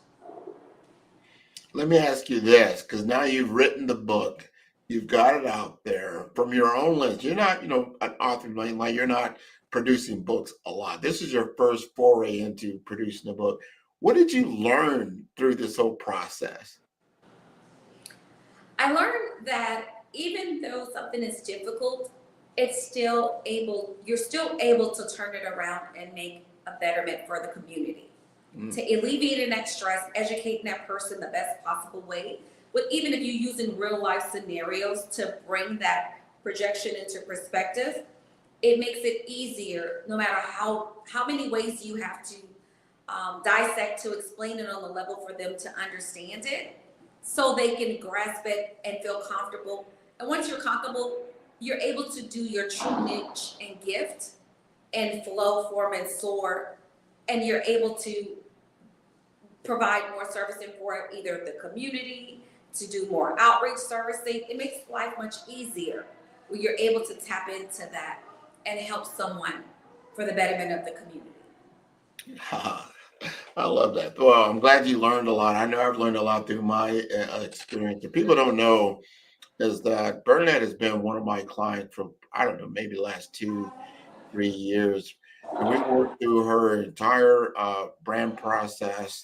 It's been a joy working with her. I mean, if you go to her, we just rebranded her website. You got to go to her website at gatewayhealthcaresolutions.com and see the storyline, as you said earlier, the storyline about what she does, who she serves, and who will benefit from her services as she has gotten into more consultants, she's gotten into more training. And I really like that you did that, because you don't know what you don't know. And when you can learn that from someone else who's been down the road and then can help you to untangle some of these things that are, I think maybe somebody intentionally knotted together to help people to get through it. I want, if you don't mind, would you please just tell the audience what has been your experience working with me at Five Star BDM? 5-Star BDM is an amazing experience to have. To be honest, you don't even have to have much knowledge of your vision. All you have to do is have a vision, and Grant put the pieces together and make it as an ensemble that you wouldn't even imagine. His presentation of just giving you the services that he provides makes you in awe. And it's the best experience I've ever had. And I'm constantly looking for new opportunities and conversations to have with Grant. And it's such a warm and welcoming company that you love to have with so much knowledge as Grant McGuire has. And I want to say thank you for all of that you've done for me and my brand. Well, no, it's good working with good people. She's going to be doing a lot more. She's going on the speaker circuit, right? So we were able to develop some banners, for her to come out. So she's ready with her poster. She's ready with her book. She's ready. I mean, she has done the hard work. She invested in herself. How do I take what I have and then make it visible? My job is to make it visible and make it visually appealing, make it aesthetic, tell the story at a high level, and allow her to do what she does so well, right? I remember the first time we did a commercial shoot. Remember that? We actually made your commercial on site. It was beautiful, very, very nice. But we had to use teleprompters. We had film crew. We had to do some retakes. We had an office for coming in and out. This is her first time, doing this type of thing. Do you remember doing that? How did you feel about doing that? Very nervous initially, but the outcome was amazing. It really was, and you still use it to this day. Yeah. And how that it still tells the right story. And because you did that, other people have now come to me like, I want what you did for Bernadette. Like, I saw what you did for Bernadette. I want the Bernadette experience, right? I should probably recoin that, and phrase that like, here's the offer, here's the Bernadette experience. If this is what you want, this is what you're going to get. Everybody's individualized, personified, very customized in what they do. And to your point, you don't have to be an expert, let's say, in branding and marketing to understand what it is that you want. I need to understand what you have. Tell me, what is that you do in the best way possible. Then I can take that and convert it into something that's actual and practical for you to use, not only for one time, but to use that for years to come. And I think when we first worked together, what was that, 2021, 2022? I think it was 2021. It was 2021. Yeah, you're one of my first clients that we actually went through the entire process, because you have to have, first we did the brand assessment, then we had the brand guidelines. The brand guidelines, most people don't know, brand guidelines are so important because it not just gives you your logo, gives you your mission, vision, and that type of thing, but it tells others how to utilize your platform, what logo, how it should be used, how it shouldn't be used, and that type of thing. Your typography, your brand colors. What are the colors that represent, Gateway Healthcare Solutions, that type of thing. So then when she goes on the speaking circuit, like she will be doing, whether she's on a podcast or she's going to be a keynote speaker or she's going to be a panelist, all she has to do is take that media kit and send it to them, and they've got everything that they need. You've taken your headshots, and look, she's got beautiful social media posts as well. Her media, tells her story, what she's doing, why she does it. And now she's on the Black Business Network with me, and we can have these candid conversations because I'm about wanting to help others. You had Dexter on earlier. He said, hey, Black businesses, they need to be doing these things and not wait for it's too late. Do these things now. Create content for yourself and your business and be the face of your brand. Bernadette, you are the face of your brand. You are the CEO of Gateway Healthcare Solutions. You are now an author. You have digital assets available to you. You're very visible, and you are executing on your plan. Tell us what you got on tap. What's your vision going into the rest of 2025 and 2026? Well, my vision for Gateway Healthcare Solutions is to possibly be a part of an online university to teach the business of healthcare, whether it's to clinicians, to regular students, because I feel it's really needed. A lot of times colleges touch bases on more so the attribute of the sectors instead of the actual business of healthcare. And with that, I can give the true knowledge outside of the residency program and give them the whole scope of revenue cycle management, how to start a practice, a pillar of services on a business development side, because always a physician's goal is to initially have their own practice. So they can provide that more so one-on-one care and have that investment, which they deserve as a business owner. So that's something that I would like to get involved with. Well, I want to see you do that, and I want to see you do even more, especially like you said, people that are coming out of college, they just don't understand the real world situations that they're going to be, have to encounter. Right now, you've trained leaders, you've revamped, billing infrastructures. What are the biggest operational blind spots do you see in today's healthcare system? The biggest blind spot, I would say, is a lot of errors are made from minute situations. Not providing the right diagnosis on a prescription, not verifying if the right health insurance plan, not changing the coverage type of the patient, and sometimes improper documentation. Those are the three biggest issues in denial sectors. And so along those lines, A lot of people, they have a perception about revenue cycle management or just financial acumen in the healthcare setup. What are some, like, if you had to debunk some of the myths, like some of the things I know I hear about is like, it takes at least 90 or 120 days to get paid on simple things. If you could debunk some of these myths, what would you say? In the aspect of an insurance company, because I've been on both sides, when I worked at a hospital that had their own internal health plan, on that side point, from the payer side, to be honest, it could take up to 90 to 120 days. The reason why is the medical director needs to dissect and make sure that was appropriately documented. There's a scope of criteria that we go through, and in that criteria, if we use a system called, I forgot the name of the system. It's a quality system, a utilization and management system that interqual. We do an interqual report. It tells you if the signs and symptoms were met. It tells you if the patient had an MRI. Was it really medically appropriate based on the documentation and the diagnosis code that was received? Based on the implementation and impressions that was done on that MRI. So there could be some missing pieces. For instance, the blood work, sometimes as we say in healthcare, it tells a story of what really transpired. If your levels were high or elevated, or sometimes your levels doesn't show an elevation, so that service wasn't deemed medically necessary. So you would have to provide additional documentation.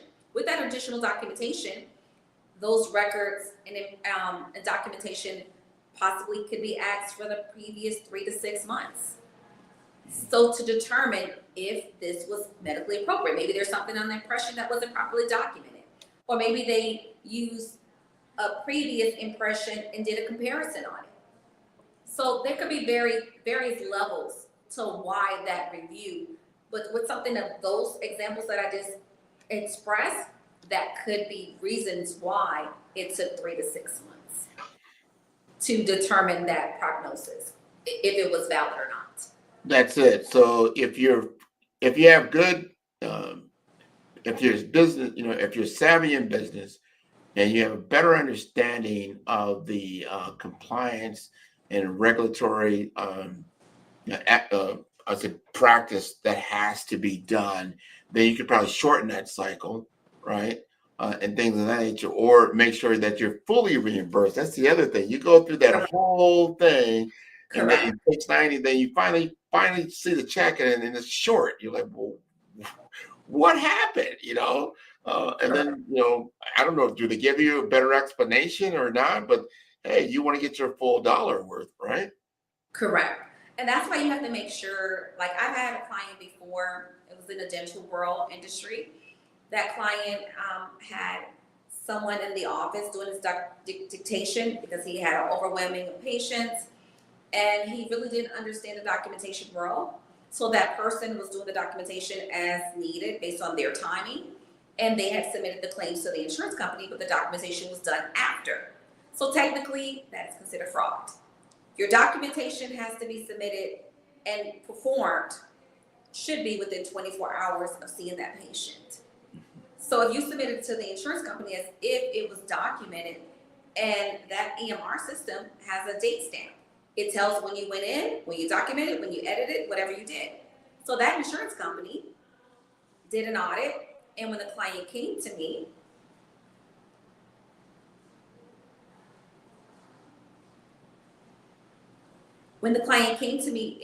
I had to advise the client, unfortunately, even though they came back 3 years later, they're entitled to take back the money because it is shown that it's medically appropriate because the documentation was done after the fact.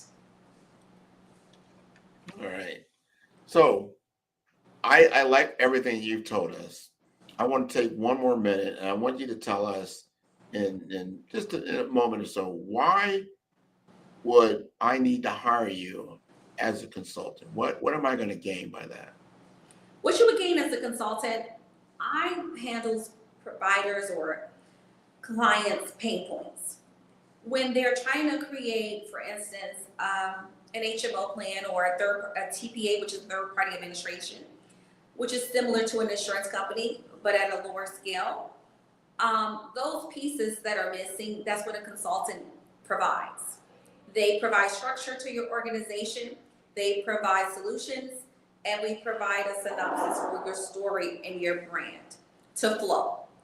And we provide you something where it's economical, where it's not just a quick fix, but it's a structure that will last for your business for a lifetime. And that guide is something you can use on a constant basis. And that's what I provide. I provide structure and I provide solutions to transform your business to the next level. I love that. I like that. So when they engage with you, they have obviously the ability to buy your book and get educated that way. You're going to be providing trainings, what it sounds like. You have training workshops that they can engage with you to bring their skill set. I always like the transference of skill, right? You don't want to just give people information. You want to give them a skill set, and you allow that to happen to give them a skill set, and then you're showcasing the way you view things in a way that you're going to make someone else successful in their endeavors along the lines of what you do. I think that's very, very, very impactful. So let me ask you, is your book available now? Can we buy it now, or is it going to be released later? Yes, my book is on 2 platforms. One of the platforms is Stan Store, and the second platform is Ingram Spark. Ingram Spark is more in the instructional side. They deal mainly with colleges, universities, and regular bookstores. And the reason why I chose Ingram Spark, so if I decided to do a more instructional style book, I can have all those pillars of structures on one platform. All right, so there's a what I didn't even know that. So you distribute your book on different platforms because they have different services that they provide, or different focus areas, I would say. Yeah. Right. So you're saying your book is available in universities and colleges? Yes, they have access to purchase the book. Wow, right. And is that specifically for those that are enrolled, like let's say in healthcare or operational or finance courses? They would be able to find it faster based on the search engine. And Ingram Spark is a platform that is international, and it's the go-to place if you decide to get your book into like a Barnes and Nobles in the future. They deal more with more of an instructional side for colleges, universities, and the academic solicit side is what their focus is on, and that's why I chose that platform, because I think I want to go more so on an academic level to attract clients that's looking to focus more so on the academic solicit side. Well, I think what you're doing is wonderful, because you're sharing your knowledge, you're sharing your legacy, and you're giving a leg up. Because I know there's people that are going to walk in your footsteps and what you've been doing for a number of different times. And I like the depth and breadth of your experience, that you worked at hospital systems and that you worked with in the payer world, so you understand on the other side of the ball kind of what they're looking for. So when you get that holistic view of things, I think that's one. And also the patient view, because I've been that patient. I've sat there, I've gotten the great care, I'm sitting home, thank God that I'm doing better. And then I'm starting to get these bills. And it won't be one, it'll be one, another one, and be like, wow, I thought I just paid that. I thought I had a deductible that handled that. Like, yeah, that deductible handled that, but it didn't handle this. And you started all over again. I don't think a lot of people truly understand that. And I think it's very important to understand your health plan and what it's like scenario-wise. Like, if this happens, you're responsible for that. I think that's wonderful. So before we let you go, tell us again how to contact you. My email is info@Gateway Healthcare Solutions, and my website is www.gatewayhealthcaresolutions.com. Excellent.